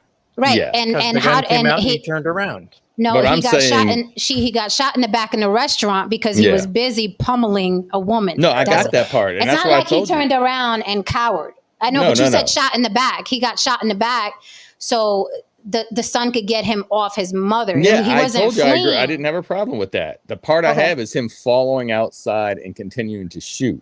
But what I'm saying to you, No Saint, is that in this kid's mind, what if in his mind he thought this guy was going to go get a gun?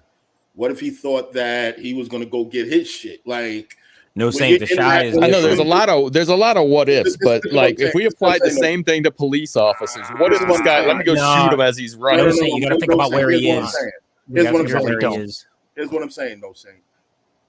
Without giving too much away, I've been in these similar situations, and things happen real fast. And you just the one thing that you're just keeping in mind is you just don't want to give the other side the upper hand because you just don't know how it's gonna, turn out for you. So within that particular situation, that kid probably said in his mind, I don't know what this guy's going for. I don't know what's gonna happen. I need to neutralize this threat so me and my mom are okay.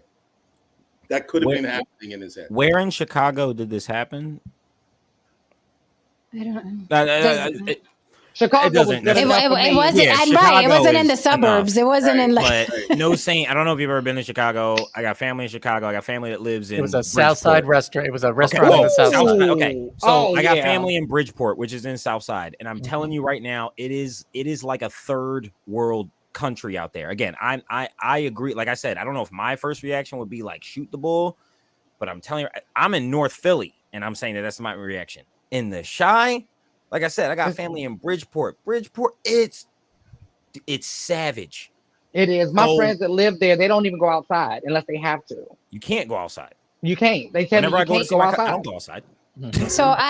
So here's what I disagree with anyone who's saying that send them to juvie, and here's why. Even for a month or day, an hour. This is why I disagree with it. First of all, here the new info is he is an honor student. Okay, recently graduated. Second thing is he's an actor. He was in a series and then in a film. That kid doesn't need to be behind anybody's bars along with motherfuckers who belong in there. That's not Right. the type of kid you send to juvie. That is not the type of kid you put in a cell. I have new he was- information. So Okay. I He was I'll retract the statement. That's fine. I agree. When He David was, said it, I was like, okay. yeah. He was protecting his mother. I agree with Haran. You don't know what I would have did the same thing. I don't know what you're running to get. I see people walk towards their trunk and I get froggy. Okay. And you're living in Chicago. Also, just judging from looking at the video, the kid walks in and he doesn't immediately start blasting. He's standing there. I do not think if the man wasn't wailing on his mother, he would have pulled out and shot him. He was standing there. If you watch the video, he's standing there with his hands in his hoodie. The man proceeded to beat on that woman viciously. This wasn't an Oscar slap. Viciously. I mean, he was throwing blows like he was trying to knock a man out. He literally said, I will knock you out. The woman did not have her hands up. She was not in a fighting stance. Watching the video, the boy is just standing there. I actually think that he is a fucking hero to be able to think that quickly. Most adults don't dare pull out a gun. Most adults. Everybody talks big, but when the time comes to it, they're like, I don't know, it's your gun, bitch. Put it out. I don't know, right?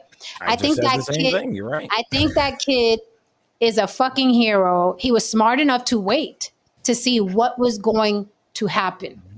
He didn't come in blasting. The man got shot in the back because he was literally about to kill. He could have killed that woman the way he was throwing blows. He could have easily killed that woman in that restaurant. So after hearing all of that, seeing him during his graduation, the honors he graduated, I would not put that boy 1 fucking hour in a cell. I'm glad the charges were dropped, but I'm going to play devil's advocate. A lot of people are championing, they're celebrating this. Justice works. However, the white woman in Florida who shot the black woman through the door is also not getting charged. So we pick and choose when justice works. That woman was white. The black woman she shot was black. And that was Florida. Stand your ground. That's what I was saying earlier about unfortunately, it's okay to get away with it. Okay, but unfortunately, and people are not going to like this, I see why the white woman was not charged. If you come to my door, okay, with the love and hip hop shit, I'm blasting too. I'm not fucking with you. Don't come to my door, especially if I live in a stand your ground state. That is the chance you take when you live in an open fucking carry state. You have to watch your actions. You're not in New York City. Okay, if you live in a stand your ground state, if you live in an open carry state, I'm in Nevada. Everybody out here is armed. People at Walmart with the Wild Bill Hickok on their hip like it's nothing to do. Grandma has a fucking 45 on her hip out here. Watch your fucking actions. I always say, you know what you're going to do. You have these wonderful plans. You never know what the other person is going to do or what they are thinking. So I completely understand why the 14-year-old got off, and I completely understand why the white lady got off, whether we like it or not.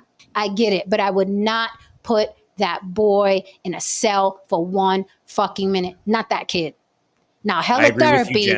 He's going to need therapy and lots of therapy, but I wouldn't put him in a cell. That kid. No, Again, that kid. That's why the prosecution didn't go after him. He knew it was a loser of a case, so he was like, "I'm out." Again, and I don't think anybody disagreed that he didn't do the right thing, and I don't think he would have gone to jail for what I think if and I don't know the laws in Illinois, so maybe so it's why not waste the time and money? No thanks. So no, but I'm just saying it. We have to, because this. I'm taking it. Listen. Honor student, all that, that's great. Ted Bundy was going to law school, okay? Did you hold on. That's the most ridiculous shit I ever heard. You just compared this 14-year-old boy to Ted Bundy? No, I'm not comparing him. I'm saying. But you did. No, what I'm saying is it's irrelevant that he's an honor student. No, it's very relevant, honor actually. students can do bad things too. It's very relevant. Maybe they can do it smarter. Maybe honor students do things smarter. No, this is very relevant. But this was a self-defense case. This is not some kid. Wait a minute, but this is not some kid that was an honor student and happened to do something bad on his day off. This was self-defense, and he happened to be an honor student. The comparison to Ted Bundy is asinine. You could have left that out. You could have left that part out. No, I'm just saying I don't think it had much to do with the case. It had a lot to do with it. Let me ask you a question. That's why. That's why they have That's why they have a thing called character witnesses, right? Because they put the whole character into consideration, right? And next to the crime, right? So if the person's character is like a repetitive, like this is a menace to society, and then this happened, then yes, they might have prosecuted. But this is not a menace to society. It's clear that this was a nice young boy that wasn't looking for trouble, and trouble came his way. I agree with that. I agree with. I'm just saying you could have left it at that without bringing up the honor student stuff. No, wait a minute. When there is a white mass shooter, do they not bring up how his mental illness? Do they not bring that up? Don't they bring that up? People do. Don't they bring up? Okay, don't they bring up? Oh, his father left him when he was 2, and his mother spilled his juice when he was 5. Right? How can you say that it's not relevant when it is a huge part of it? Now, opinion is not relevant, right? However, there's such a thing called character witnesses. The opening and closing arguments is all about how that human being lived their life. Mm-hmm. It is literally embedded into the opening argument and the closing argument. So how can you say someone could leave it out when that's exactly what the prosecution and the defense team use? How can you leave that out? This woman was prostituting her body for the past 45 years and has always been. Since when do they leave that out in court? Literally, they hope that you have a rap sheet in court. I know, Literally. and that's the problem, because I'm looking at, like, if I sat there and said, let's talk, let's look at everybody's rap sheet on the panel. They that do. doesn't mean that's They do. that doesn't They mean do. that you that doesn't mean that you're today. That's we're talking about Well- a 14-year-old, but we're talking about in general though. Well, Like no, bringing up no, somebody's Saint. rap sheet. It's in context brought with up- what they is brought up- being discussed. Right, and they brought up the rap sheet of the man who was killed as well, right? So both of them. I know, which is ridiculous, and this is what gets under my skin. But why It gets why under is my it skin. ridiculous? Wasn't the guy a repeat offender? Because when Exactly. we talk about certain people, like let's bring up when you talk about people that have been killed, like George Floyd. I understand that there was a lot of stuff going on there, but the way that it doesn't give someone an excuse to kneel on somebody's neck because he's got a rap sheet. That's not why people Just are critical of George Floyd. Everyone who saw But the George I'm saying Floyd you video bring knows that that's the it's same old thing. That disgusting, let's but- look at look at the photo. Let's look at this person. When somebody gets killed unjustly, people are bringing up the rap. Like that is not. It's really not relevant to Okay, someone's so let me. All scenario. right, let me. But Okay, we're, so we're let me off let the me test rails that. here because Wait, a wait. 14-year-old. We're not. I mean, we're off the not rails. You veered into traffic.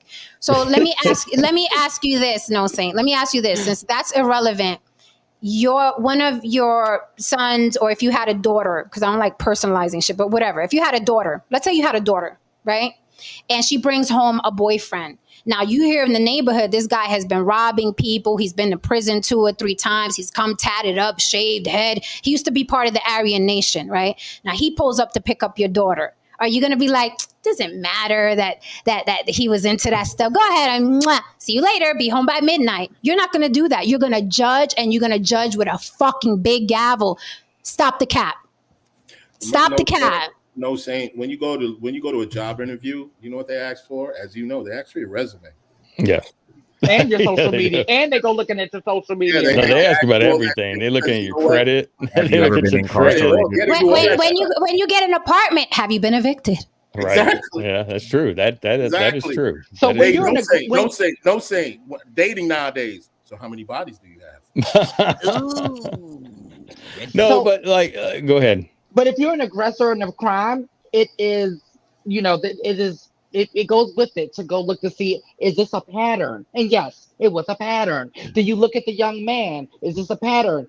No, everything says the opposite for this man. Case closed. Next. He's a art kid. Any man no harm. willing to pummel a woman like that, the way that man did that, that's not the first time he did that.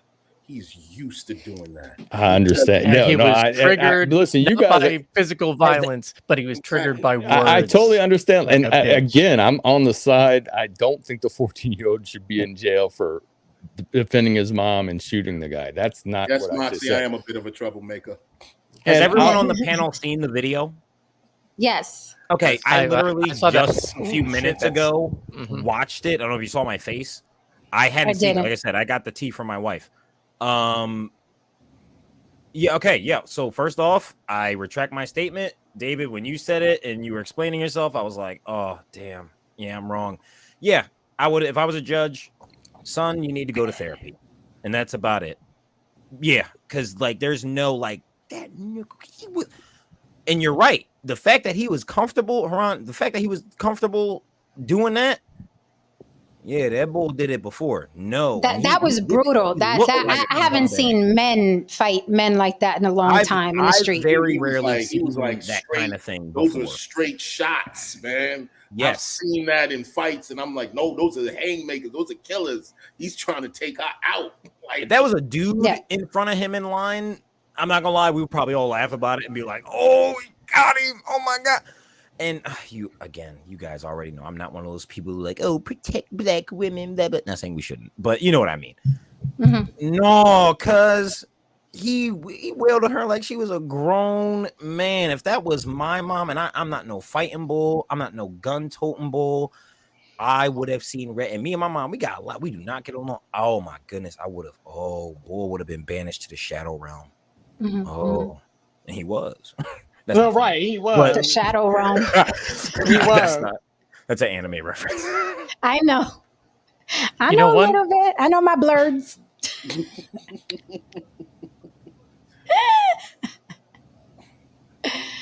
Oh my goodness. I mean, suing. So also the notion of suing the cops, and I am never one to come to the defense of the cops, and I'm not really doing that. I kind of try to look through,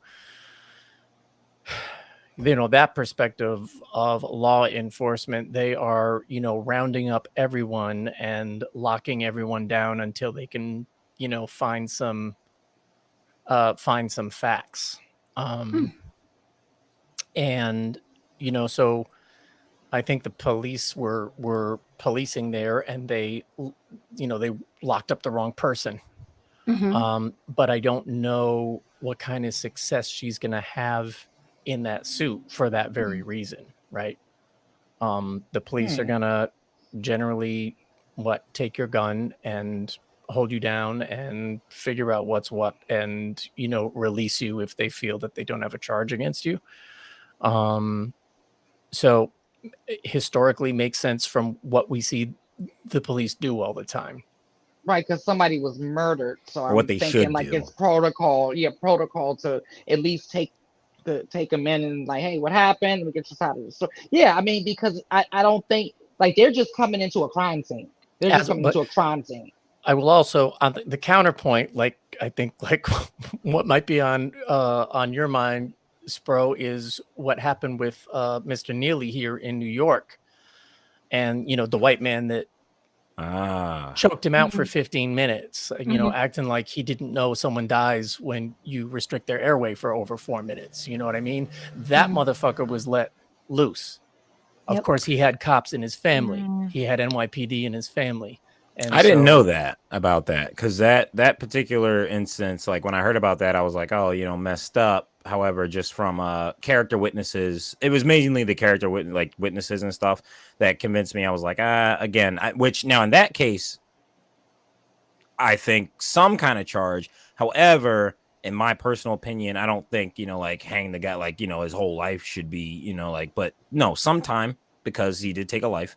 Which that was my stance, like in the beginning when I was like, oh, the kids should go to juvie. My whole thing is it's illegal to take a life. So just based off of that, hearing the details and stuff, it's a kid. He's an art kid. I sympathize with that. Yeah, no, because he's a kid. Therapy. Now with the Jordan Neely thing, because of it, which again, people's backgrounds and stuff need to be taken into consideration. When I heard about that, at first I didn't know. I was like, oh, here we go. White guy killed a black guy. Who's to freaking say? I think he needs to be. I think he needs to be charged. He should to be go away forever charged for murder. and jail. I don't think he should. I don't think. I'll say Yeah, this. why are you taking it so light on him? Because I'm really curious. I'm not saying go light on him. What I'm saying is I do not think that the guy intended to kill him. Oh, I'm just being honest. I don't think that was choking the him out for intent. 15 minutes. Come on. So, after yeah, Eric yeah, Garner 15 and minutes. after George Floyd. Also, Jordan Neely, and just listening to the witnesses, he was causing a ruckus. It does not just, it's the same thing with George Floyd. It was disgusting. When I saw the video, the George Floyd thing, I was like, yo, that's drawing. Because when I heard about it, I was like, oh, okay, we'll see. And then when I saw it, I was like, oh, there's no getting around this. And to kind of backtrack a little bit from when No Saint brought up the George Floyd thing, there are two different situations because people are critical of that for different reasons. George Floyd has statues. I think that that's ridiculous. However, the fact that he was killed in the way that he was, that's drawing. Yeah. Hang the cop. That again. He froze. So that was that was so I think I think if you're gonna hang the cop, then you got to hang the Marine or whatever fucking part of military he was. He was literally choking that man. First of all, it looks psychotic. Most people will choke somebody, and even if they're doing let me put him out, real quick, because you could choke somebody and put them out. Well, sleeper but the hold. way, right, the way he had a grasp on him for 15 minutes straight looked psychotic. Look, I don't know if he was dealing with some PTSD or what, but going back to what Spro said, if you ask the witnesses, he was causing a ruckus. That's New York City on the subway. Yeah. No, Exactly. which I He also wasn't armed. That's New He was York a City. skinny little guy Yes. who was unarmed and going off. And he was Happens every not, fucking day. and Yeah, he that's was every day. not, he didn't touch one person on Right. that subway. Yeah. Guys, And I this is do the understand. problem Again, that I have. I'm not saying the Marines shouldn't be charged at This all. is I'm every saying there's day on the different train, scenarios. bro. Like every day on the I'm train. in Philly. I already know. Like, so when I heard when I heard it, I was like, oh, I already know how bulls on the subway be. And I didn't, again, listening to witnesses again. I'm not saying the Marine needs to do time. And get this, not even like, because like I feel like there are a few people who are, for lack of a better term, on the right who will be like, oh yeah, he should do some time, but not a whole bunch. I'm not even saying that.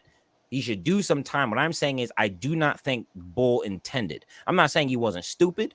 I don't think he meant to kill Jordan. What I don't part of think the he 15 meant, minutes did he not figure that he was going to kill I somebody? don't think I do not think that most people intend to kill. Now, him being a Marine, now was he? Yeah, I think did he was intended he to. in duty? Like, because that, like, Yeah. certain things like that would be like, maybe there's mental health issues, which again would not get him off the hook. If I'm he saying had they're two let different him, situations. here's the thing: if he had let him go, same with the cop that killed Floyd. If he had let him go, and if I was a juror, then we can discuss. He didn't mean to kill him. He was on him for like fucking a minute and a half, y'all. But 15 fucking minutes, you are psychotic. You need to be in a fucking cage. I didn't know that okay? I didn't know that there was a time on how long he had him held. Yes. To be quite honest, Yes. I did know it was Yes. 15 minutes. That is drawing. That's psychotic. Who holds anybody? People don't hug for 15 minutes. I think Chad Bros who are in the Marines, and I'm not taking a shot at the bull. I'm just saying, but yeah, And you're right. then- Chad and Bros you who are in the know what Marines that would be does. hype and hold the bull for 15 minutes. I get this, But even you if- know what it would do, right? If you're a trained And- Marine and you're trained to do that. the man wasn't even violently fighting back. As a matter of fact, he had another man holding his arms. So why are you still choking him for 15 minutes? There's another guy holding his arms. that is a very Okay, interesting point. skinny guy, homeless. You're not exactly wrestling the rock here. Unarmed. That dude needs unarmed. That dude, because he was yelling at people Right. on a subway car. Didn't pull That a man- box He He cutter was out. making threats, but you're right. If he wasn't He was- armed, He get he's a threatened small every guy. day, bro. Every I get day. threatened I'm every in day. North Bro. Philly. I know. I hear y'all. He I hear needs y'all. to be in a cage, and he needs to attempt to choke people in prison. That's what he needs to do. That's what I would like to see for the boy. Again, not saying no prison time. Bull needs to do prison time. Being threatened in New York is a love language, bro. It is. Seriously, you know how many You know what's times- crazy? I prefer times New York I've been over threatened Philly on the train? because New York is so big that like when people get into fuck shit, they don't have time and they're like, okay, whatever. Right. In Philly, Okay. people have more time. Yeah. So like Okay. more fuck shit happens. Okay, so let's move on really quickly. No Saint, this question is for you. Kari says, what would be the charge? No Saint, and also I didn't know this information. This is an update. Christopher Higdon, a friend of On the Block with Jen, how are you, darling? Says that man had 6 priors, domestic violence. Shocking. He had 6 priors of domestic violence. Not at all. Gasp. Yeah. Gasp. So I looked it up. Not sure if it applies to civilians or not because it just happened. I think at one point in Chicago, police were allowed to shoot at people that were fleeing, and then that got overturned. I think, and they started saying you cannot pursue someone if they're flee. Like if the danger is leaving you, you're not allowed to continue to pursue and to kill. So whether that's put on to civilians, I don't know. Or a 14-year-old who doesn't have his full. Yeah, listen, you got. They're not even. The only thing I'm going to say, and I'm just pushing that. I'm not even. I know it's because we're talking about the 14-year-old. I don't think he should go to jail. What I'm saying is this because I've grown up hearing people talk about your castle, protecting your castle, and then you hear about people saying, "I'll just drag him into my yard if I shoot." or it's just to me a lot of people are, and so I'm not the 14-year-old. To me, I think he did the right thing protecting his mom, but I'm thinking of overall, like when she talks about the person in Florida shooting through the door and all these type of things. I'm just thinking like those laws are horrible that you're able to do that when there's really no danger. And it's not necessarily danger. It goes back to what Lily said a million. Right. It goes back to what Lily said a million times. There's how you want it to be, and then how it is. If you live in an open carry state, watch your fucking mouth. You don't know how people are going to react in an open carry state. And going back to what Haran said, there are a lot of people that own guns that are fucking scary. They're scared of everything. They're scared of their own shadow. You have to have fucking common sense and understand that you live in an environment where people are that way. They are armed. And especially if you live in an open carry state, do not walk up and open the door. I want to know what you said to my son. Do not do that, because you may have a grand plan. You don't know how scared that bitch is on the other side of the door to be thinking, I'm going to ruin my fucking door and shoot through it. And hopefully stop the threat on the other side, because I don't want to fight a big old black woman. We don't know what the idea is in that person's head, and I'm just saying that's what I'm sure the defense attorney is going to argue. I fucking guarantee it. This woman feared for her life. If they're going to bring up the black woman's size, what she said, if there was a ring camera, there's a lot to it other than what we just think. Stop fucking with people. You always have a plan. You don't know what the other person is thinking. Yeah, and this is the problem I have with a lot of these laws is people think they know the law, and a lot of times they don't know the law, and people, and that's why I think like we need, whether it'll happen or not, we need really clear-cut explanations when you go to get a gun on what you're able to do and what you're not supposed to do, because people think that it's an open carry. That means we remember the guy. Well, there's been several people prosecuted. Well, let's look at it in Georgia, the 3 rednecks that got prosecuted, the Arbery case when the guy. Yeah, but they chased him. They chased him down. That's different. But their defense was, well, he grabbed the gun and I was protecting myself, and they thought they were in the right. They're bragging about, well, he had to do it, son. You had to do it. He thought he was right, and that's what I'm talking about. But these laws that people think they could just, I have a gun and I'm going to make sure that, if someone's going to come over, I'm going to start going out there and patrolling the neighborhood and thinking I can get away with killing somebody, and we can go on and on. If someone on the other end of that gun expresses any interest in not being shot, I better shoot him.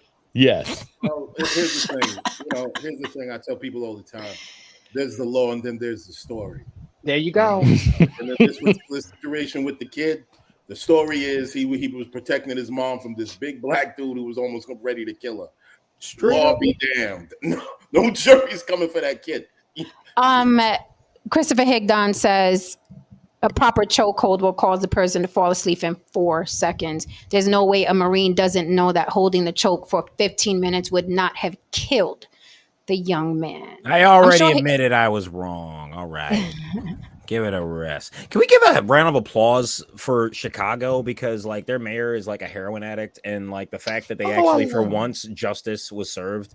I didn't know that. Well, I grew up with a crackhead mayor, and he was the best mayor in Washington D.C. history. So, just saying. That's right. It's Marion. True. Yeah, Marion. Let me tell you, there's never been another mayor like him ever. That's why when he got out, like soon as he got out, they put him right back in office, because it was unanimous. Like everyone knows that crackhead got shit done. We didn't care what he did. Hey, that's in D.C. The crackheads in D.C. are clearly different from the ones in Chicago, but that's Chicago, they got one right. So there we go. Yeah. Justice was served. Again, I say, arm yourselves, ladies, because you don't know when you're going to have to stop a clock. These dudes are out here acting the monkey ass fool. You put them down. Put them down. Let's not discriminate against genders. I have not seen a single claim online that states that I'm discriminating against genders, because a lot of these guys are froggy, and they're froggy with women, right? So, and women have to do what they have to do. So Not in this part, if you're not, if you're not a guy that wouldn't put your hands on a woman, you shouldn't care what I just said. If you are, then be careful, because a lot of us are armed and dangerous. Armed and dangerous. Just Can for the bang with record, us. for the comment, the video of the chokehold was for 4 minutes, but witnesses said it was for 15 minutes, over and over and over again. If Yeah. you research it. Yeah. Now, what do you think about what do you think about fast forwarding before we close? What do you think about, now she's suing and she got a GoFundMe running, and they're saying that she needs to get her kid up out of Chicago because there will be threats of retaliation, blah, blah, blah, whoop-de-whoop. Because one thing about these fucking animals, there's always more animals behind them trying to justify them beating on people. I call bullshit on all of that. I think now with that, I'm going to be honest. Again, everything else that we discussed as far as the situation, everyone was justified. We already agreed. The young man needs therapy, blah, blah, blah. He defended his mom. Guy shouldn't put his hands on a woman. There we go. That sounds like which honestly starts to make me think like, yo, was she on some hood shit? Like, oh, yo, come out here because this nigga is blah, blah, blah, blah. Now, he did put his hands on her. So again, the situation itself, we'll leave it alone, regardless of the energy. That sounds like some fuck shit. Her trying to it sounds like she's trying to capitalize on it and use the clout. Like, get this, you were justified in the situation, and it sounds like she's trying to capitalize on it. That to me is dishonorable. It seems distasteful. Why are you again? I literally just said, let's give a round of applause for Chicago. They got something right. You're suing them, you idiot. You moron, you got to go fund me. And you know what's crazy? People are going to give her money. She's going to get her little 15 minutes. That I think is distasteful. That I think is disgusting. You need to go into hiding, get your son some therapy, and lay low. You look now. That looks nasty. That's gross. Whether I agree with her or not, people are going to give to her regardless. Yeah. So if they want to give to her, and she could be scamming to the cows come home. But that don't stop people from giving to a scammer if that's what she's doing. I don't think she's scamming. I just think she's trying to capitalize off of a moment. But it is what it is. I don't never have a problem with stuff like that. If you choose to give to her, then go ahead and give to her. Well, no, that's what I mean. I don't. So maybe scam wasn't the right word, but like, yeah, she's trying to capitalize on it, and to me, I just think that's dishonorable. And for those who want to give, again, it doesn't say anything about them, but I think just her doing it and being about that, and be like, I'm gonna sue the Chicago PD.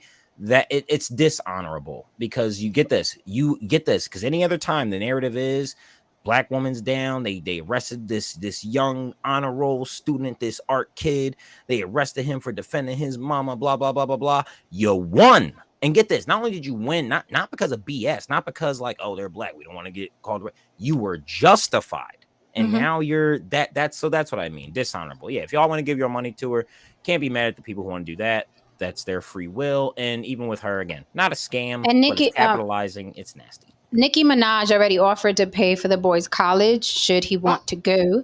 Also, Derek Chauvin, the cop who was kneeling on George Floyd's neck, has a very, very generous, it's not via GoFundMe, but he has a money raising fund thing because he wants to appeal the decision. And people are throwing, I took a peek at it, people are throwing hundreds of dollars in that weekly to this day. They're trolling. Day. Those are trolls. Also, well, they're trolling with their money. Yeah, they're trolling with their money. It's still they're the same thing. The same thing with the Marine who killed the gentleman on the train. He also has a great GoFundMe. So these people, hear about that. Millions. So if they're getting money, let the lady get her money. Right. No, they're all dishonorable. No.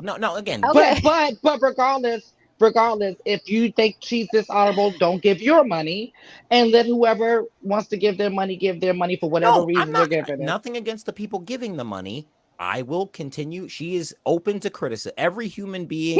This goes back to Tyler Perry. Everyone's open to criticism. You're allowed your opinion. You're allowed your opinion. It's dishonorable, and I think it's maybe not just distasteful. I don't think it's in good taste. I agree with that. I think that she should count her lucky stars. Take that Nicki Minaj money for that boy's college tuition. Get your bag, but you know what I mean? But I wouldn't, because people are going to automatically, hearing who that child is, people are going to reach out and shoot some chips at her. I don't think the GoFundMe was necessary. I don't. But better point. I didn't even think about that. You're right. Y'all good. Get this. Not only are you justified, the black card. I don't know what people, when Ice Cube that stuff earlier talking about like, oh, gatekeepers, this is the best time to be alive. Yo, literally before COVID happened, right? I spent like 4 years trying to produce a pilot, right? Spent a bunch of my money. I was literally shooting whenever I could, right? It got to a point, and the only thing that stopped me was COVID, because I actually started to get some bites. I started playing the black card. I was like, oh, I'm a black man, and I have this pilot with a black lead, and the villain is a black female. And yeah, and what's crazy is I was doing it to troll. I got some bites, but COVID happened. So like, yo, capitalize on it. Use your privilege. You know who the most disadvantaged person in America is nowadays?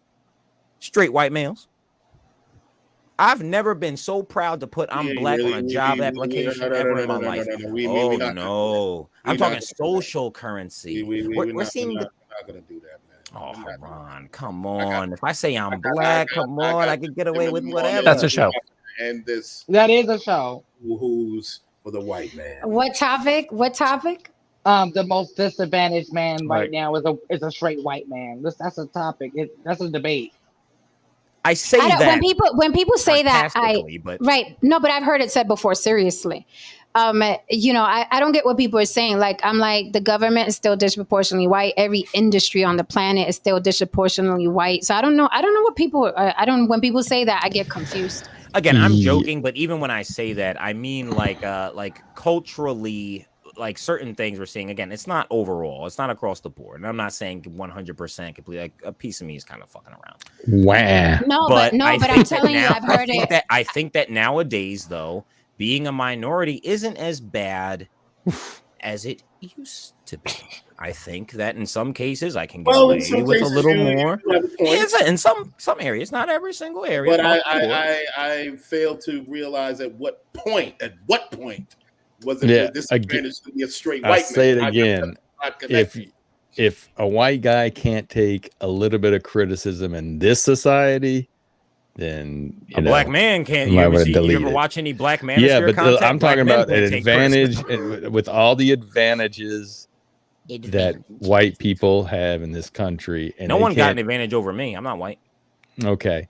So, and just wait, because I'm sure you agree for the Supreme Court to overrule this affirmative action thing if they do so. I think affirmative action is toxic, and we'll see. We've already seen that when those are implemented, minorities in colleges start to decrease. Okay, why aren't Asians with high test scores allowed into Ivy League colleges? Why are they pushed aside? Like again. You lose me with that. I think affirmative action is fucking toxic. Well-meaning, but it's stupid. So yeah, overturn it. Diversity hires are ridiculous. It's more insulting. I don't want anything based off of my fucking skin color. Excuse my language. Oh. I want to be the best of whatever it is I'm doing. I don't want to be the best black. I don't want to get it because I'm black. I don't want to get it because of my sexuality. I want to get it because I'm that bull. But see, then I mean, and I agree with you. I don't need no leg up. I agree with you, Spro. At the same time, we do live in America, and sometimes those things are put in place because people were not giving. So you're a little bit younger than us, so those things were put in place because people were not given the job just because we were black. So they had to put those things in place just for us to be able to have the opportunity to be in certain companies.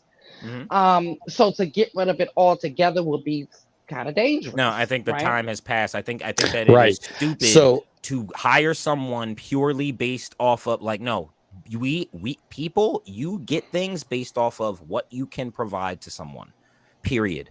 I don't care about this. Yeah, but you got to have the opportunity. You have to have the opportunity to be able to do that. Are men, and most of the CEOs. You have to have the opportunity to do that. You have to have the opportunity. And let me say something, Spro. You sound like the same guys that say we don't need unions anymore. The richest black people in the world are in this country. There's no opportunity. I need a leg up. I need a boost from massa. And you don't know. You're saying that, and you have no idea if those people benefited from affirmative action or not. You're just assuming they didn't. This may be kind of like low hanging fruit, but like I said, I cover and follow a lot of the entertainment industry, and I don't know if you know what's going on in Hollywood, but they are fucking dying because of this diversity hire shit and the writer's strike. the last writer strike of 2008, even though like I was a young bull, I was with the writers. I am so glad this happened because it's purging all this diversity hire bullshit. Get them out. People who are good at the job. I don't care I don't care if they all happen to be black. I don't care if they all happen to be white. What job do I need done and who's the best for it? Get them in doing the job.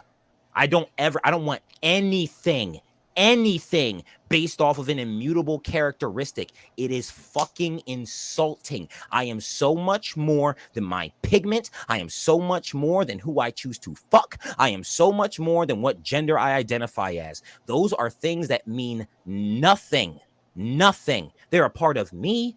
Yes, they make up me, but that does not define who I am and what I'm qualified to do. So yeah, get rid of affirmative action. I don't want any handouts. Very spirited, Right.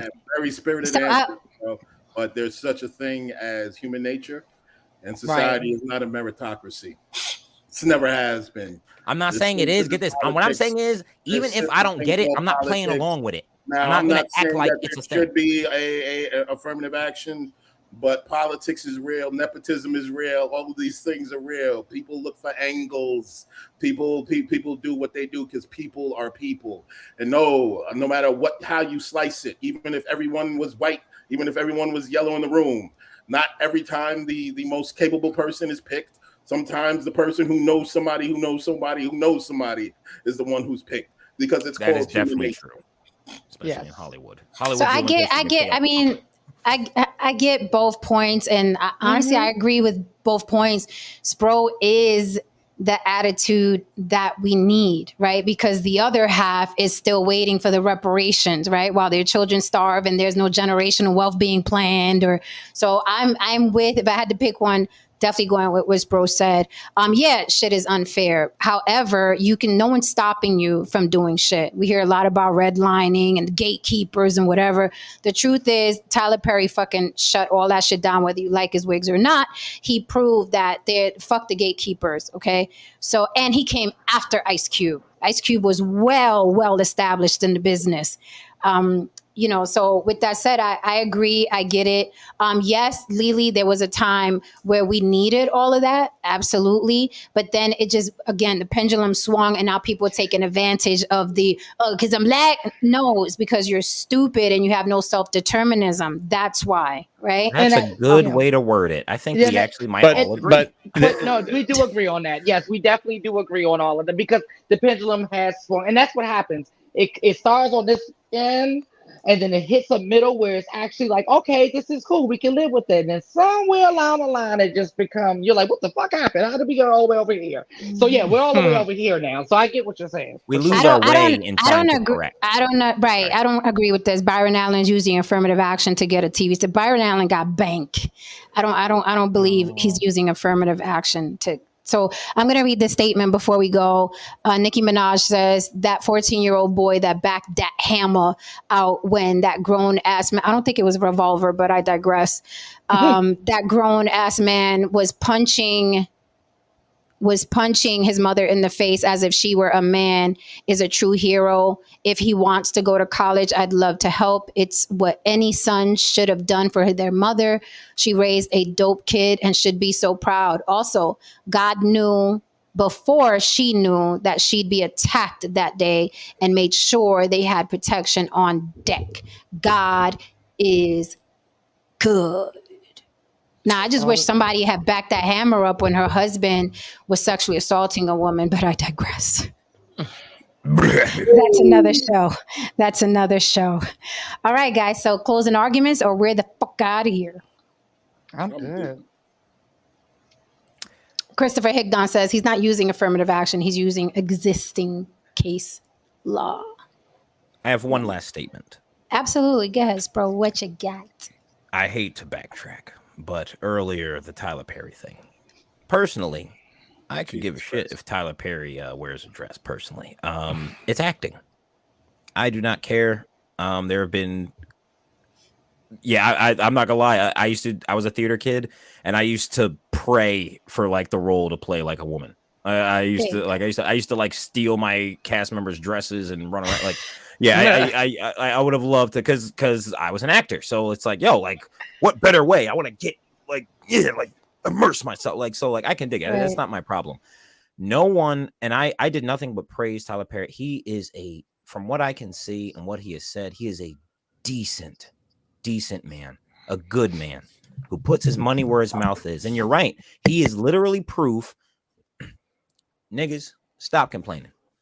Tyler Perry makes shit and he is successful. Why? Because he funds and pushes his own stuff. You want to do something good, push it. And get this, the church aunties love Tyler Perry stuff. Yeah, they obviously have no artistic taste. They don't know anything about cinema, but there is an audience for it. If you make something and there is an audience for it and you are consistent and you invest in it, you will see results. Period. Right. So stop hating. Tyler Perry being a good man and being decent does not exclude him from artistic criticism. Cinema is my love, my passion. If I wasn't married to my wife, I would have married cinema. You feel me?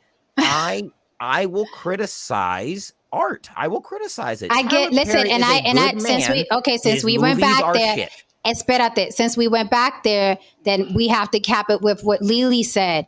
Fuck your theater, your whatever. You have to understand the value that Tyler Perry has to all of us other artists. Okay, he normalizes seeing a person of color do it big, hire other people of color, right? Whether you like it or not. So I get the critique. We all do that. We're sensitive about our shit. I'm a writer as well, but we have to be careful because people, the gatekeepers, are listening and watching, and if they're looking at us like they don't even like that shit, why the fuck should we care? It has an impact. That's all I'm saying. You can hate him. You don't have to hate him publicly over and over and over again and complain about his dress, because there's a lot worse things going on in hip hop, and you motherfuckers are mum's the word on it. Mum's the word. Okay. I don't listen to the hippity hops. And okay, so look, this is all I heard. This is what I heard when Spro was saying that he wanted to steal the dresses and be in a dress. This is all I heard.